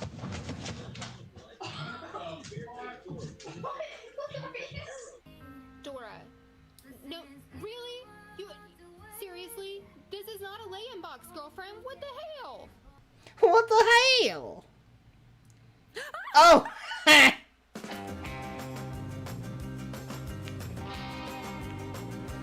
We don't like that.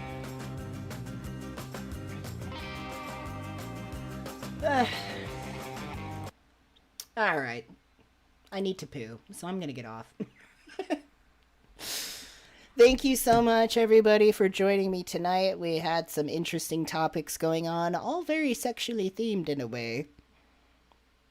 A lot of interesting conversations that sprout off from this. Looks like a lot of interesting conversation going on in chat, too. I like that. It's good. That's why this is Friday Night Chat. We're here to chat about some things. But I really appreciate everybody's support, everybody that comes to view and like, everybody that sends super chats, and everybody that, becomes a member. It means a lot to me. It helps support me. Most appreciated beyond words. So I hope you have a good weekend. I believe tomorrow there is a live stream from the Neogenian Oculus, and I believe Mark will be releasing a new video. Mark, are you going to release a new video tomorrow? Susan, if you want to drop a link to the Neogenian Oculus, you can check that out. Mark, if you want to drop a link to your channel, these are fellow Neogenian channels.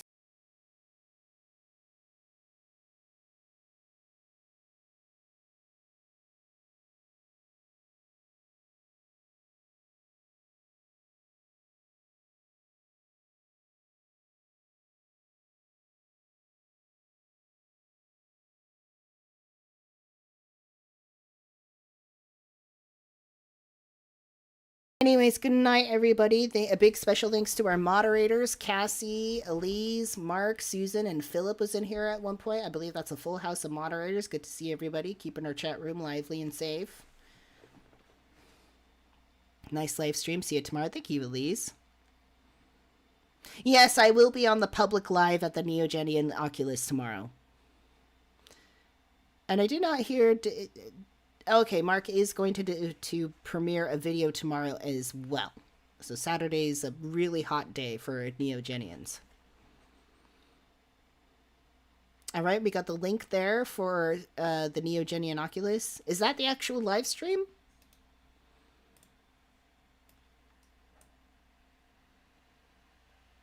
Yes. So this is the stream for tomorrow. It's Are We in the Matrix? It's live in 22 hours. So make sure to hit notify me right here. And make sure you are able to come to the stream because it's going to be a good one.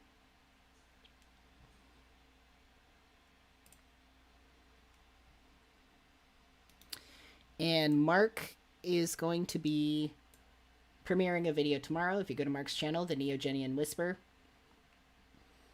has lots of cool videos up and is going to drop a new one tomorrow.